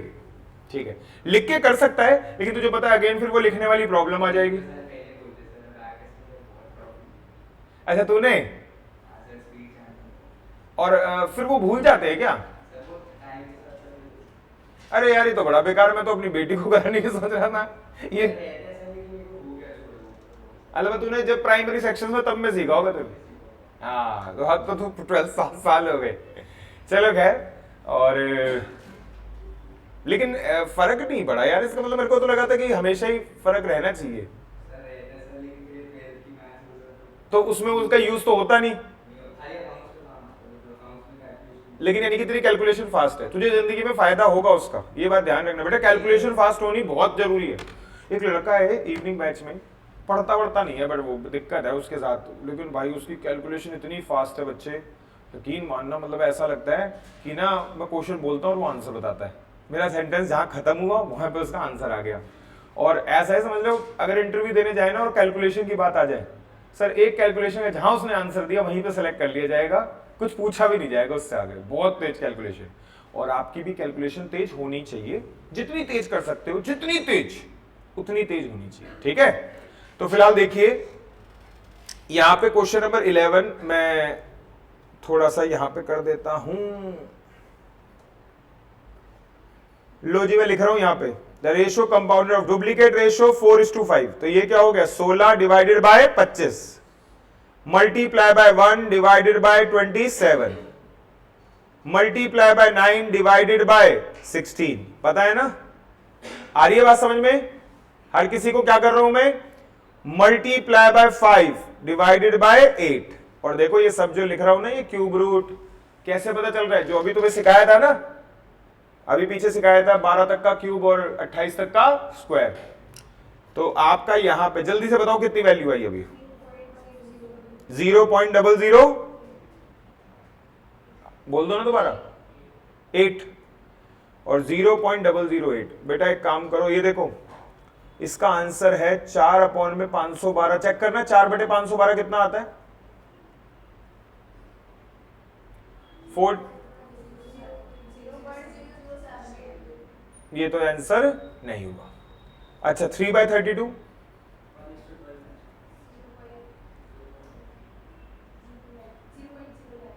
ये भी नहीं है। 1/12 करना, लेकिन ये 08 और मुझे क्या चाहिए 008, तो ये भी आंसर नहीं है। और क्या लगेगा फिर, नन ऑफ दिस, ठीक है। हालांकि आप अगर इसे सॉल्व करवाना चाहें तो देखो मैं कर देता हूं, ये देखना जरा एक बार क्वेश्चन जो है क्या था, कंपाउंड डुप्लीकेट रेशियो 4:5। मैं लिख देता हूं ना यहाँ पे ऊपर, क्या देखना 16/25 1/27 9/16 और 5/8 है ना। आपको साफ साफ दिख रहा होगा दोस्तों, यहाँ पे 16 से 16 कैंसिल, 5 से 25 कैंसिल, 9 से 27 कैंसिल, ऊपर तो सब कुछ कैंसिल होके 1 बचा, नीचे 5 3 15 इंटू 8 120 बचा। तो इसलिए मैच नहीं कर रहा था कि वहां पे ऊपर 1/12 लिखा था और यहाँ पे आया क्या है 1/120। मल्टीप्लाई डिवाइड करना 1/120 को, ठीक है ना, डन ना, गुड बेटा। आगे चलते हैं और क्वेश्चन नंबर आपका 12 देखो। क्वेश्चन नंबर 12 में बेटा I request to you all, आज और आज के बाद हमेशा याद रखना कि जब भी कोई ऐसी स्टेटमेंट दी जाए जब भी कोई ऐसी स्टेटमेंट दी जाए जिसमें ऊपर के सभी वेरिएबल्स की पावर का टोटल और नीचे के सभी वेरिएबल्स की पावर का टोटल क्या हो जाए, 2 हो जाए। क्या हो जाए, सॉरी 2 नहीं, मतलब इक्वल हो जाए। क्या हो जाए, जितने ऊपर के सभी वेरिएबल्स की पावर का टोटल और नीचे के भी सभी वेरिएबल्स की पावर का टोटल इक्वल हो जाए। तो वहां पे बेटा पता है क्या करना है, ए की जगह डायरेक्ट वैल्यू कितनी 3 और बी की जगह डायरेक्ट वैल्यू कितनी 4। और ऐसा करने पे आप जरा देख लीजिएगा, और यहां पे मल्टीप्लाई करते हैं 2 मल्टीप्लाई बाय 3 प्लस में 3 मल्टीप्लाई बाय 4, कितना हो गया 18। और यहां पे 3 मल्टीप्लाई बाय 3 और 4 मल्टीप्लाई बाय 4 9 और 16, तो आंसर आ गया। और किसके बराबर आ गया, 18:25। क्या आ गया, 18:25। पक्का।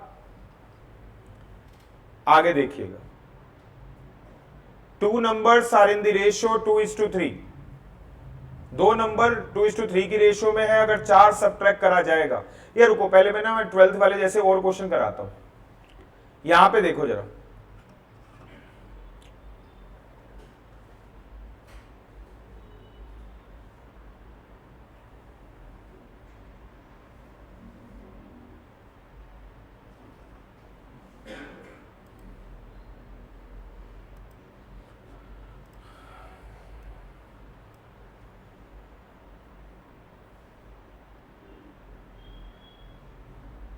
देखो x अपॉन में y 3/4 दे रखा है, और मैं आपको बताऊं यहां पे ये दे रखा है x² y प्लस में xy²। बेटा x की पावर 2 y की पावर 1 x की पावर 1 y की पावर 2। बेटा टोटल कितना हो गया, 3 और 3 6 हो गया। x का क्यूब y का क्यूब क्या हो गया, 6 हो गया। बोलो हाँ या ना। तो अब इसका मतलब ये हो गया, ऊपर के वेरिएबल्स की पावर का टोटल, नीचे के वेरिएबल्स की पावर का टोटल क्या है, सेम।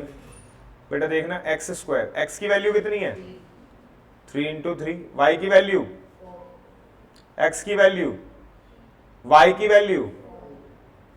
और जब इसे सॉल्व किया जाएगा 3 3 = 9, 9 4 = 36, 3 4 = 12, 12 4 = 48, 36 और 48 84। अब नहीं है बात बेटा, ठीक है, x³। और बड़ा अच्छा होता कि अगर तुझे सब कुछ आता होता, मैं भी सीख लेता तेरे से, ठीक है। अब इधर देखो 3 multiply bye 3 multiply bye 3, 4 multiply bye 4 multiply bye 4, 3 3 = 9, 9 3 = 4 4 = 16, 16 4 = 64, 64 और 27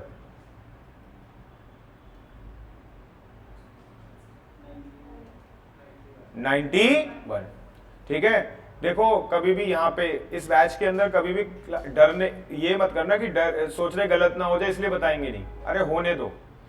ध्यान रखना जो जितना पहले गलत हो जाएगा पेपर में वो गलत हो के उतना ठीक करके आएगा, ठीक है। जो हेजिटेट करेगा वो हेजिटेट ही करता रह जाएगा और पेपर में भी कहीं ना कहीं परेशानी होगा।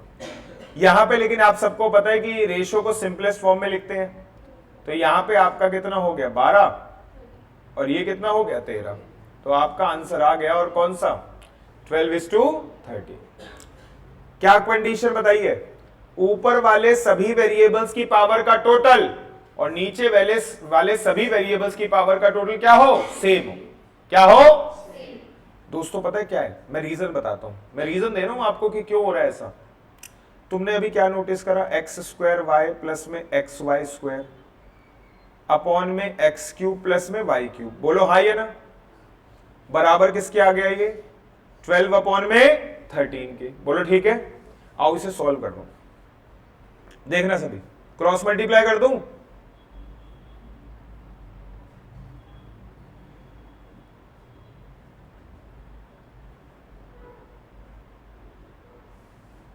कोई प्रॉब्लम।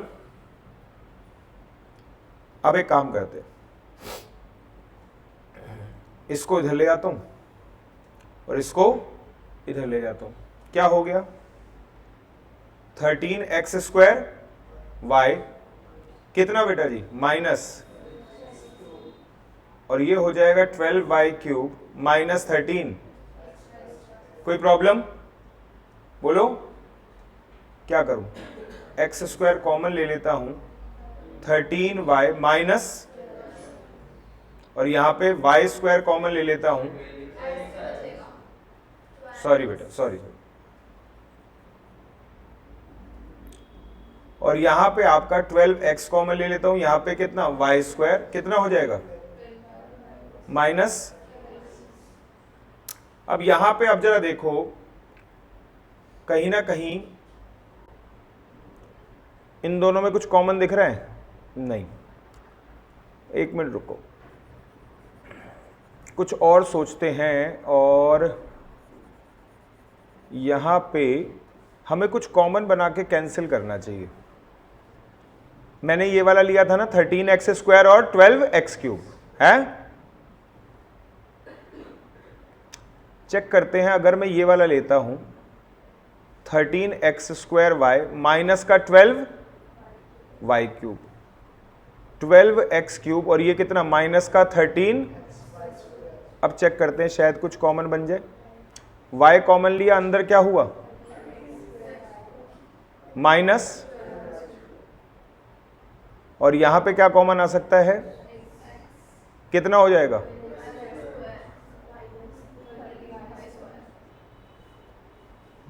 कुछ कैंसिल नहीं हो रहा ना अभी भी, या हो जाएगा, ये x है और ये y है,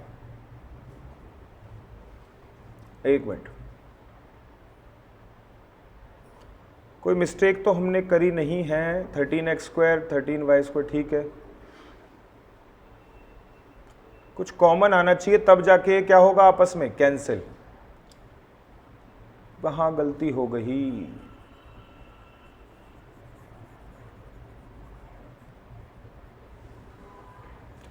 हाँ जी, 13x² 13x² और 13 इंटू xy², यहाँ पे 12x³ और 12y³।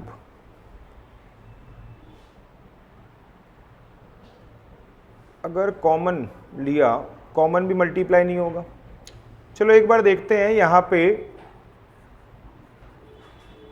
कितनी वैल्यू आई थी बेटा वैसे, 84/91। अगर 84/91 लेते तो ये हो जाता 91x² और 91xy², 84x³ और 84y³। अब यहाँ पे अगर मुझे लग रहा है बात तो वही पड़ेगी, 91x² माइनस 84x³ करता हूँ,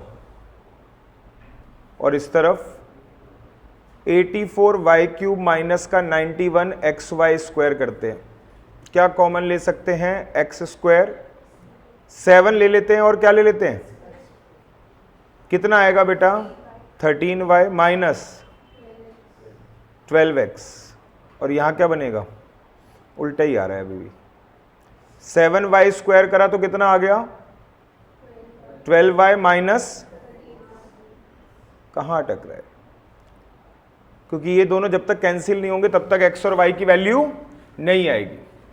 मैं एक्चुअली बताना ये चाह रहा था, मैं आपको कन्वे कर देता हूं, मैं ये बताना चाह रहा था कि जैसे आपका इससे ऊपर वाला जो क्वेश्चन था, क्या था बेटा, 2a प्लस में 3b, और नीचे क्या था 3a प्लस में 2b। तो यहां पे आप जरा देखो इसकी वैल्यू कितनी आई थी बेटा, 18/25। तो यहां पे आपका 18/25 जब वैल्यू आई थी तो इसे मल्टीप्लाई करो, कितना आता है, गलत कॉपी हो गया, 2a प्लस 3b, और नीचे कितना है 3a प्लस 4b, ठीक है, 25 इंटू 2 कितना हो गया 50a, और ये कितना हो गया 75b, ये कितना हो गया और 72b। अब एक काम करते हैं, a वाला एक तरफ और b वाला एक तरफ, तो ये हो गया 3b और ये क्या हो गया 4a। तो अब एक बात बताओ, b यहां पे डिवाइड हो रहा है, सॉरी मल्टीप्लाई हो रहा है, इस तरफ जाके क्या होगा डिवाइड, और ये 4 इस तरफ, कितना आ गया 3/4 इक्वल टू कितना a/b। और आपको गिवन क्या था a/b इक्वल टू 3/4। मेरा एक्चुअली पर्पस बस इतना सा है कि जब मैं इसे सॉल्व करूंगा तो यहां पे भी आंसर आना चाहिए, और फाइनल आंसर पता है किसकी फॉर्म में आना चाहिए, x/y, और जिसकी वैल्यू कितनी होनी चाहिए जो गिवन है, कितनी 3:4। देखते हैं कोई चीज अटक रही है तो इसमें टाइम ना लगा के मैं बताता हूं आपको, लेकिन आपको पर्पस समझ में आ गया। और एक बात बताता हूं, ये जो लॉजिक बता रहा हूं ना कि ऊपर वाले सभी वेरिएबल्स की पावर का टोटल और नीचे वाले सभी वेरिएबल्स की पावर का टोटल क्या होना चाहिए, सेम। तो वो लॉजिक ही यही है, जहां पे आपका सॉल्व करने में आखिरी में ये आ जाता है, वहां पे ऊपर वाली सभी वेरिएबल्स की पावर का टोटल और नीचे वाले सभी वेरिएबल्स की पावर का टोटल क्या आता है, सेम आता है। तो यहां पे 2 और 1 3 और 2 और 1 3 6 था, और यहां पे भी 6 था। लेकिन देखते हैं, हो सकता है कोई मिस्टेक हो रही हो, मैं आपको कंफर्म करता हूं। इसके अलावा देखो एक और टॉपिक, ऐसा ही क्वेश्चन एक और, यहां देखो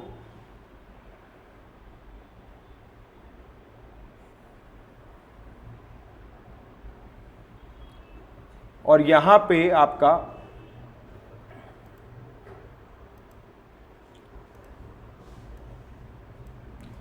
क्या लिखा हुआ है इसमें, कहता है p/q 2:3 है, x/y 4:5 है, 5px प्लस में 3qy। बेटा ऊपर वाले वेरिएबल्स की पावर का टोटल करो, बताओ कितना आया। अब नीचे देखो,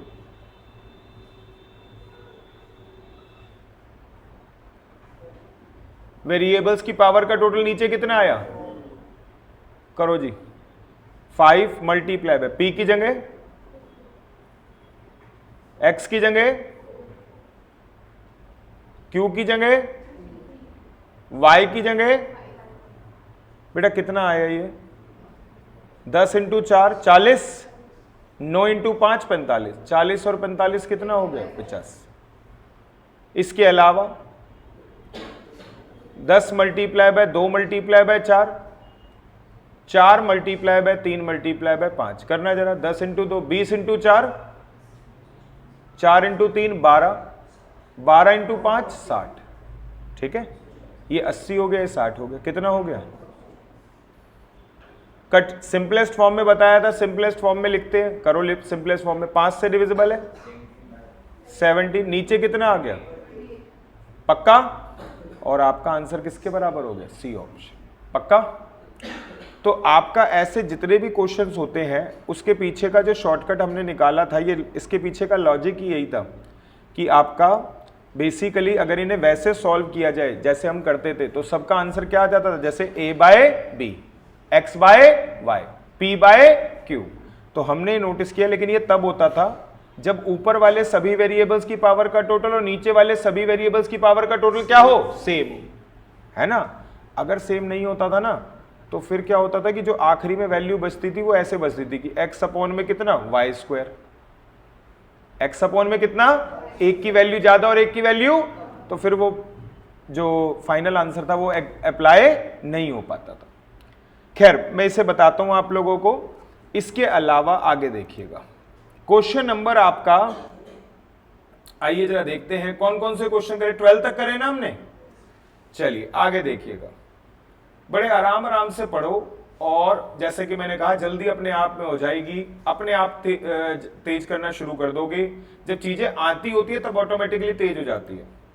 और देखो यहां पे अगर हम बात करें,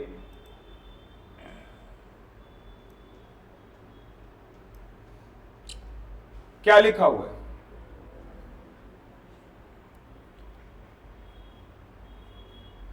टू नंबर है 2 और 3 की रेशियो में, ये भी है, ये भी है और ये भी है। कहता है अगर 4 सब्ट्रैक्ट किया जाए, क्या सब्ट्रैक्ट किया जाए, दोनों में से, ईच का मतलब क्या हुआ, ऊपर वाले से भी, और जैसे ही 4 बोला सब्ट्रैक्ट करना। देखो कैसे, जल्दी का मतलब ये होता है C क्रॉस और B क्रॉस। अरे चक्कर क्या, रेशियो नेगेटिव थोड़ी हो सकती है। रेशियो का मतलब क्या बताया था, comparison between the two quantities. क्या बताया था, comparison between the to and quantities can not be negative.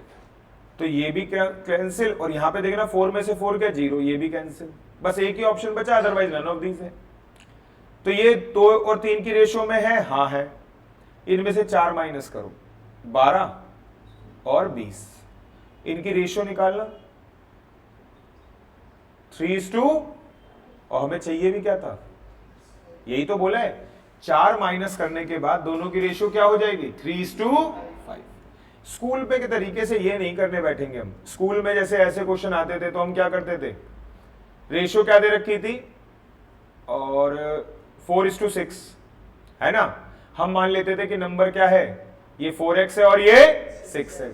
फिर क्वेश्चन कहता था अगर दोनों में से 4 माइनस किए जाए, तो हम दोनों में से 4 माइनस कर देते थे, तो ये किसके बराबर हो जाएगा 3:5, यही लिखा था। फिर हम क्या करते थे स्कूल में, इनको क्रॉस मल्टीप्लाई करते थे, 20x माइनस 20, 18x 12, यहाँ पे x वाला इधर चला गया तो कितना हो जाएगा 2x, 20 वाला इधर चला गया तो कितना हो जाएगा 8, तो x की वैल्यू कितनी आ जाएगी 4। तो अब अगर मान लिया मैं 4x और 6x में 4 मल्टीप्लाई करूंगा तो ऊपर क्या आ जाएगा 16, और नीचे क्या आएगा, हमने वैसे ही निकाल लिया, समझ गए। तो ये आपका पर्पस है यहाँ पे। मेरी रिक्वेस्ट है कि आप लोग ट्राई करके देखें, अभी के अभी देखें 14, 15, 16 और 17, जो आपने सीखा है अभी तक उसके बेसिस पे, अभी पूरी बातें नहीं सिखाई है, करके देखिए क्वेश्चन।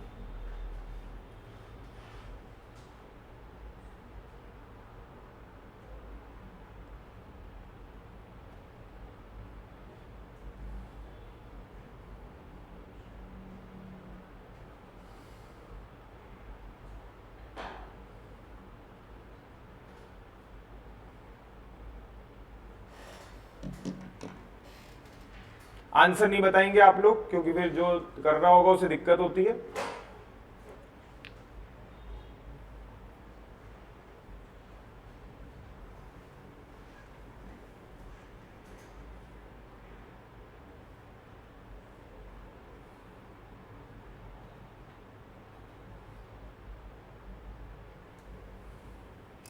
लिखने की जरूरत है नहीं, आराम से पढ़ो, अपने आप क्लिक करेगा, और जहां लगे कि नहीं बिना लिखे नहीं बनेगी बात तो लिख लेना।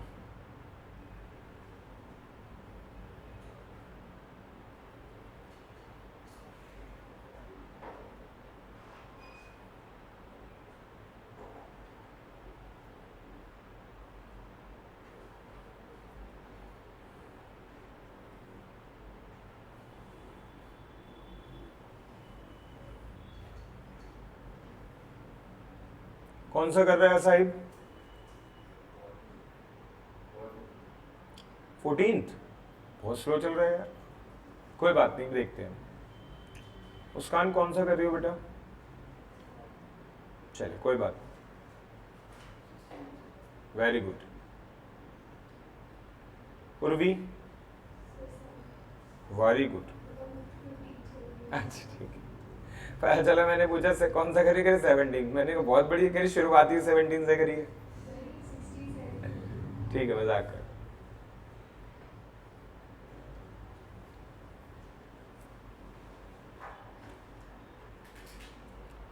चलिए 14 मैं कर रहा हूं, आप एक चीज सीखिएगा कि क्या आपकी अप्रोच होनी चाहिए। अबे यार ये देखो, ट्रायंगल्स की रेशियो 2, 7, 11 है, आखिरी रेशियो 11 है, क्या ये वाला एंगल 11 का मल्टीपल है, क्रॉस कर दो। क्या ये 11 का मल्टीपल है, क्रॉस कर दो। क्या ये 11 का मल्टीपल है, हाँ है।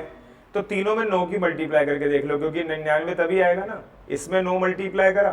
तुम्हें पता है जब मल्टीप्लाई करते तो किसी एक में करते, सारी टर्म्स में करते हैं, इसमें करो तो 63, अरे वाह मैच हो रहा है। इसमें 9 मल्टीप्लाई करा 18, मैच हो गया, सी ऑप्शन। ऐसे करना है। तुम पता नहीं क्या कर रहे थे, तुम क्या कर रहे थे, तुम बताना, यही सब कर रहे थे क्या? अच्छा चलो आगे देखो, एक चीज तरीका कैलकुलेटर पे सिखाता अगर कैलकुलेटर होता तो, लेकिन कोई बात नहीं, नेक्स्ट क्लास में सिखा देंगे। देखो अगला देखो, 324 है, 11 और 7 की रेशियो, कौन सी टर्म है ये, कौन सी टर्म है, 11 है ना। क्या 204 11 बन सकता है? नहीं बनेगा। क्या 211 बन सकता है? नहीं। 11 के टेबल में कभी 204 नहीं आता, 11 के टेबल में कभी 200 नहीं आता। क्या 180 बन सकता है? नहीं, बस हो गया नन ऑफ दीज। ठीक है, आगे देखो, Anand earns ₹18.7 and Pramod ₹19.12। The ratio of their earning. इसका आंसर तो कौन बताएगा? हाँ, आपका नाम बताओ बेटा। हाँ, आप बोलो। अरे वाह, बहुत बढ़िया। नाम बताओ अपना। अदीप। ठीक है यार, सबके नाम आजकल अलग लग रहा है अलग से। ठीक है अदीप, यहाँ पे अगर हम बात करें, इसने काफी अच्छी बात नोटिस करी है। कह रहा है सर इसमें ना बस एक ही गलती हो सकती है हम लोगों से, यानी कि स्टूडेंट से। मैंने कहा क्या? कहता है आनंद अर्न ₹80, प्रमोद अर्न ₹90। उर्वी ने कह दिया सर हो गया आंसर 8:9, लेकिन जो कि गलत है, क्योंकि आनंद की कमाई ये कितने घंटे की है और प्रमोद की कमाई कितने घंटे की है, तो दोनों का यूनिट ऑफ मेजर सेम नहीं है। एक की कमाई 7 घंटे की, एक की कमाई 12 घंटे की, तो दोनों की कमाई क्या बराबर लिया हो, 1 घंटे की निकाल लो। और 1 घंटे की निकालने के लिए क्या करेंगे? देखो, ₹80 डिवाइडेड बाय 7 घंटे, आ गई 1 घंटे की कमाई। ₹90 डिवाइडेड बाय 12 घंटे, आ गई 1 घंटे की कमाई। और एक 12th पास स्टूडेंट को इतना तो पता भी होता है ना, ये जैसे नीचे वाला फ्रैक्शन ऊपर आता है तो रिवर्स हो जाता है, पता है ना सबको।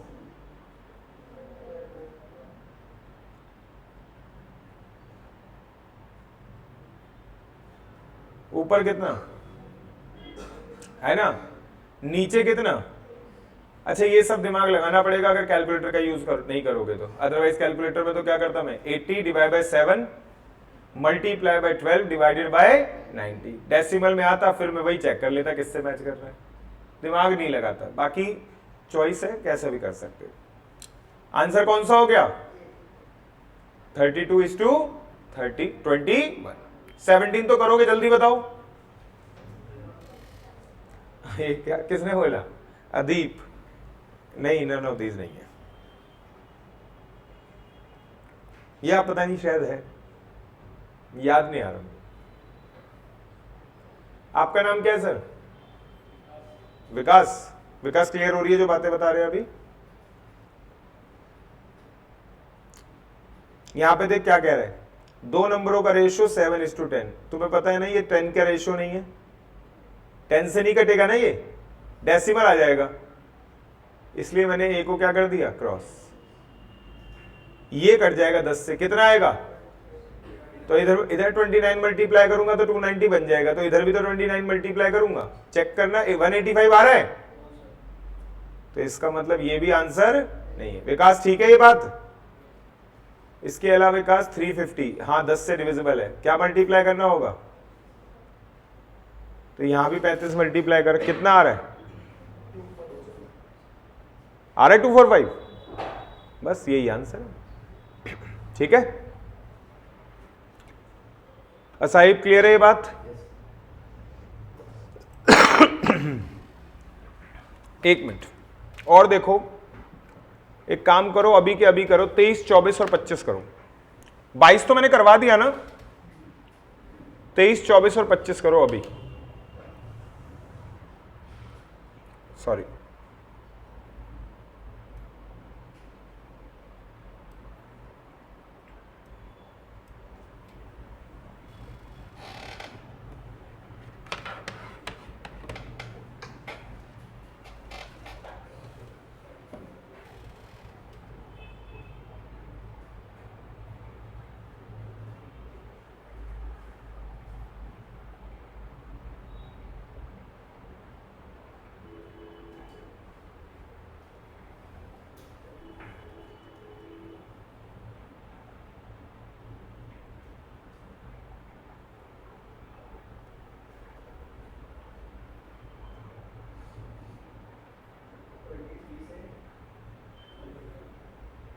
ट्वेंटी 23 से 25।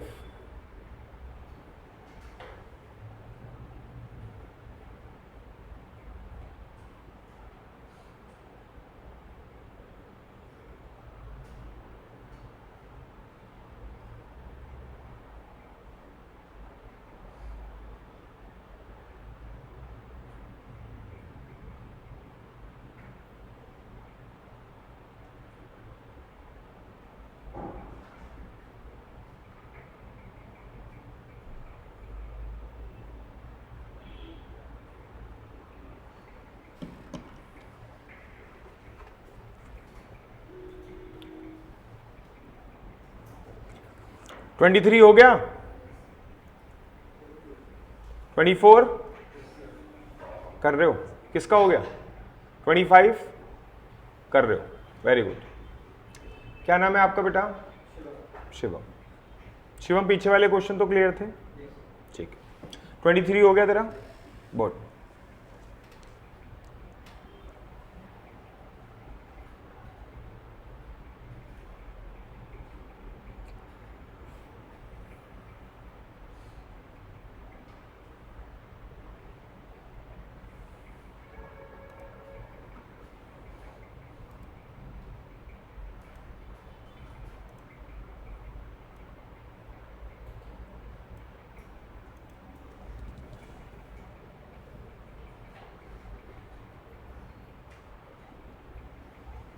Number which when subtracted from each term of the ratio reducing it 1:4। मैंने तो ये माना कि दोनों में से ए ऑप्शन माइनस करो। मैंने कहा चेक करता हूँ क्या मैच होगा कि नहीं होगा। 4 आया, यहाँ 16 आया, 4 और 16 का रेशियो मैच हो गया, वो आंसर ए ऑप्शन हो गया। कहते हैं 2 लोगों की इनकम अर्निंग है 4:5 में, तो वहीं पे बी ऑप्शन क्रॉस कर दिया। और उनके एक्सपेंसेस है 7:9 में। If each saves ₹50 per day, जब 50 रुपये सेव करते हैं तो ए ऑप्शन क्रॉस हो गया, क्योंकि ए ऑप्शन में एक बंदा 40 रुपये कमाता है, वो 50 रुपये कैसे सेव करेगा? 40 कमाने वाला 50 सेव नहीं कर सकता, तो एक ही ऑप्शन बचा, अदरवाइज नन ऑफ दीज है। 400 रुपये जो कमाता है और 500 रुपये कमाता है, 4:5 की रेशियो आती है। 50 रुपये सेव करता है तो खर्च करता होगा 350 और 450। इसकी रेशियो अगर निकालूँ 50 से कट करना पड़ेगा, तो 50 से कट करूँगा तो यहाँ पे 7 आएगा और यहाँ पे आपका 9 आएगा। देखना एक्सपेंडिचर की रेशियो क्या थी, अरे क्या आ गया आंसर, सी। 7:, पक्का 25 करो, हो गया, वेरी गुड। असाइब 25 हो गया, अभी नहीं हुआ ना, कोई बात नहीं। अदीप क्या आंसर है? D option, none of these, गलत है। विकास अभी ट्राई कर रहे हैं, बराबर में क्या नाम है बेटा आपका? अनिरुद्ध, अनमोल, ठीक है। कौन सा 25 कर रहे हो? ट्राई करो एक बार। तुम्हारा नाम क्या है बेटा? अनुष्का। और आपका क्या था? वेरोनिका, ठीक है। आपको याद होगा ट्रेन्स जो हैं, या मैं सीधा ट्रेन्स की बात क्या सीधा बात करता हूँ, एक फार्मूला होता है, डिस्टेंस बराबर होता है स्पीड मल्टीप्लाई बाय, फिर इसी को कई बार हम क्या निकाल देते हैं, स्पीड निकालते वक्त डिस्टेंस अपॉन में, फिर उसके बाद आपका टाइम निकालने के लिए क्या कर देते थे, डिस्टेंस अपॉन में स्पीड। अब कहता है कि 7 और 8, ये पहली ट्रेन है, ये दूसरी ट्रेन की रेशियो है। कहता है दूसरी ट्रेन 400 किलोमीटर चलती है 5 घंटे में, तो बेटा जब डिस्टेंस को मैं डिवाइड कर दूंगा टाइम से, तो जो निकल के आएगा वो क्या होगा, स्पीड। अरे बोलो हाँ ये ना। और अगर मान लिया यहाँ पे 80 बनाना है, तो किसकी मल्टीप्लाई करनी पड़ेगी, 10 की, तभी तो 80 बनेगा। तो यहाँ भी 10 की मल्टीप्लाई करनी पड़ेगी, यानी कि पहली ट्रेन की स्पीड कितनी होगी सर? कोई दिक्कत? पक्का? कुछ कुछ क्वेश्चंस ऐसे भी आएंगे पेपर में जो अलजेब्रा बेस्ड होंगे, और देखिएगा यहाँ पे मैं नहीं, आप करके देखेंगे, और मैं आपको लेकिन हाँ ऐसा कर देता हूँ कि आप लोगों से हो जाएगा। ये देखो, इसमें कोई कैलकुलेटर तो चल नहीं सकता,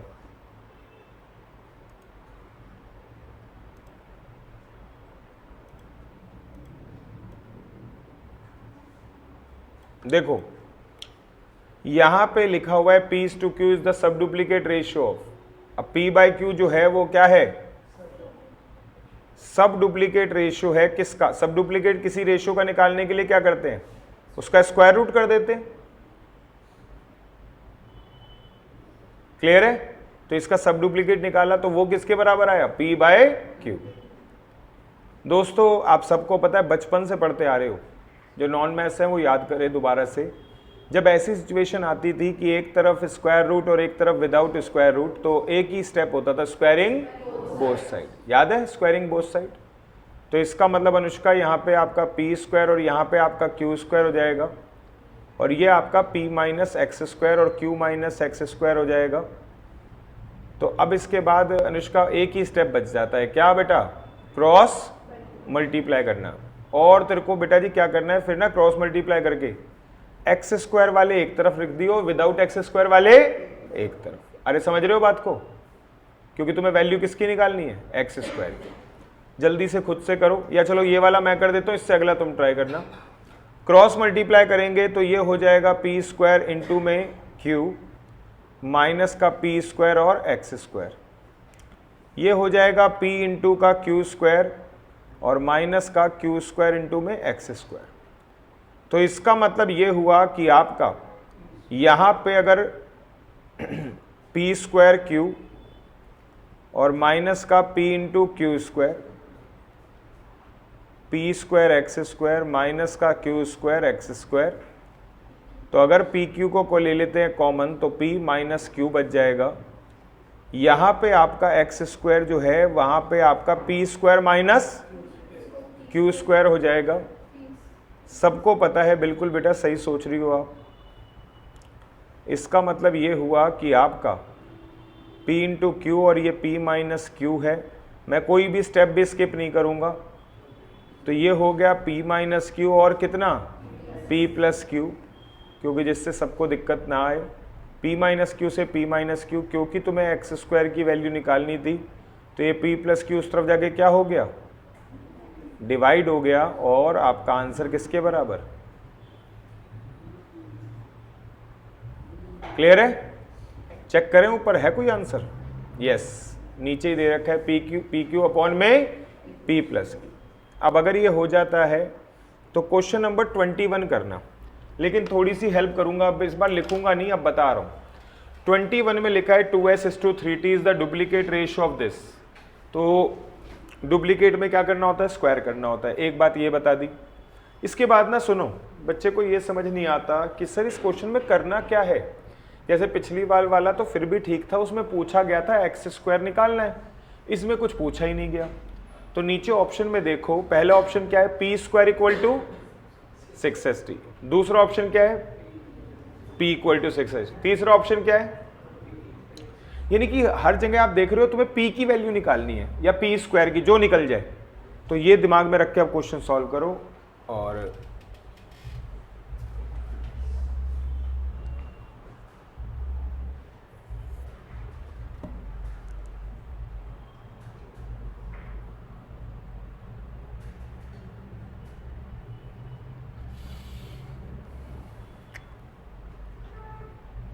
जब तुम स्क्वायर करो ना तो ब्रैकेट ओपन कर देना, मतलब वो a माइनस बी का होल स्क्वायर लगाना पड़ेगा, लगा देना, क्योंकि आपके पास कोई और स्टेप्स नहीं है।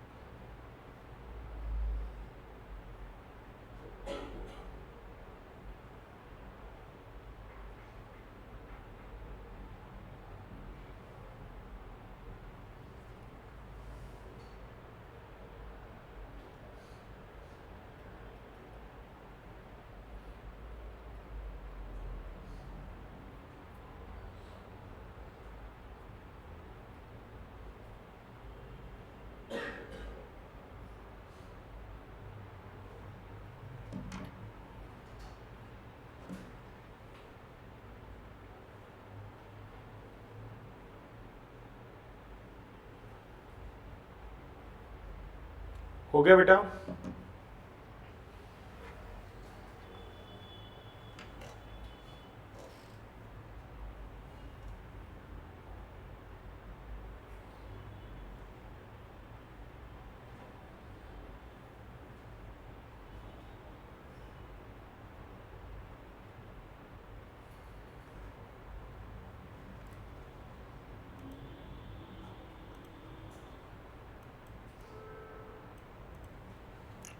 और देखिए यहां क्या लिखा हुआ है,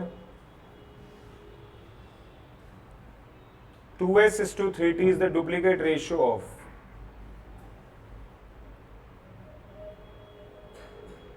2s minus p और 3t minus p।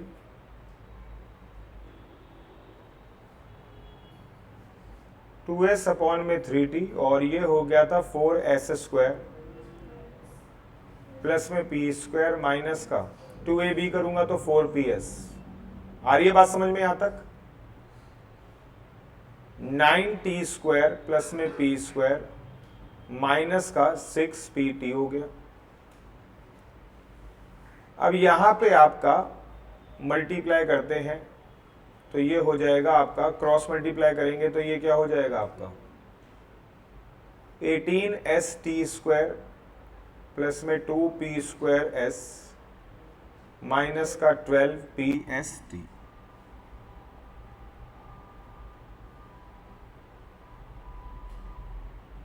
(12s²t) plus में 3p²t 12pst। 12pst से 12pst कैंसिल। अब तुम्हें याद होगा मैंने क्या डिसाइड किया था, p² वाले एक तरफ कर दो, बोला था ना। 18st² माइनस का 12st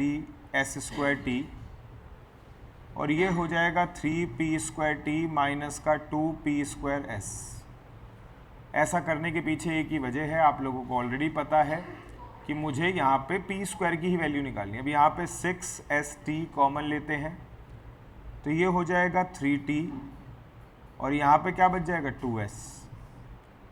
फिर p² कॉमन लेंगे तो ये क्या हो जाएगा 3t और ये क्या हो जाएगा 2s।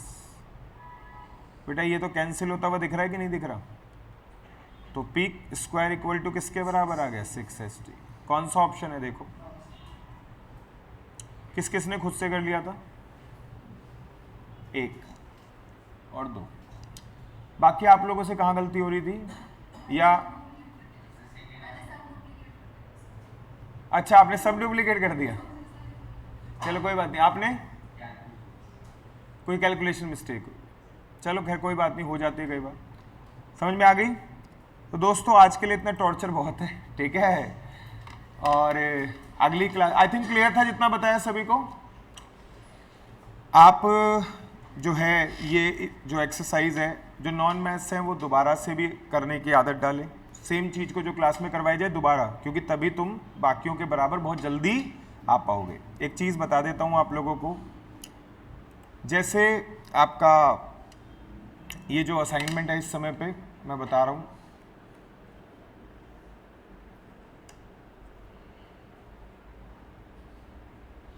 ये ICI की साइट है बेटा आप लोगों की, इसके ऊपर स्टूडेंट वाले सेक्शन में जाना और BOS नॉलेज पोर्टल पे जैसे ही क्लिक करोगे ये आपका खुल जाएगा और लिखा है click here to visit BOS knowledge portal. Mobile में भी ऐसे ही होगा, यहाँ क्लिक करोगे तो यहाँ पे स्टडी मटेरियल आता है, स्टडी मटेरियल पे क्लिक कर देना। फाउंडेशन में हो फाइनल में हो आप? अच्छा मुझे लगा सीधा फाइनल, यार छोड़ो बीच के चक्कर। फाउंडेशन पे क्लिक करते हैं, ये आपके चारों सब्जेक्ट आ गए। मैथ स्टैट्स की बात हो रही है तो इस पर क्लिक कर दिया। सबसे ऊपर वाला लिंक आप लोगों के लिए है, पहला लिंक, सबसे पहला लिंक क्लिक करा। पहला चैप्टर रेशियो प्रोपोर्शन, जैसे क्लिक करोगे मोबाइल में भी डाउनलोड हो जाएगा, लैपटॉप में यहाँ से डाउनलोड का ऑप्शन आएगा, करना पड़ेगा। ये वही हो गया जो मैंने करवाया है आज की क्लास में। आप लोगों से रिक्वेस्ट रहेगी कि एक बार वो एक्सरसाइज दोबारा करके देखिएगा और एग्जाम्पल जो दे रखे हैं वो भी करिएगा, ठीक है। देखो हमें दोनों तरीके से काम करना है, कॉन्सेप्चुअल क्लैरिटी भी और मैक्सिमम प्रैक्टिस भी, क्योंकि क्या पता हमें लग रहा है क्लैरिटी आ गई है, लेकिन नहीं आई तो, कम आई तो हम क्वेश्चनों से भी क्लैरिटी लाएंगे जिससे कि कोई भी चीज़ हमसे छूट ना पाए। ठीक है, तो आज के लिए इतना ही रखते हैं, बाकी नेक्स्ट क्लास। ठीक है।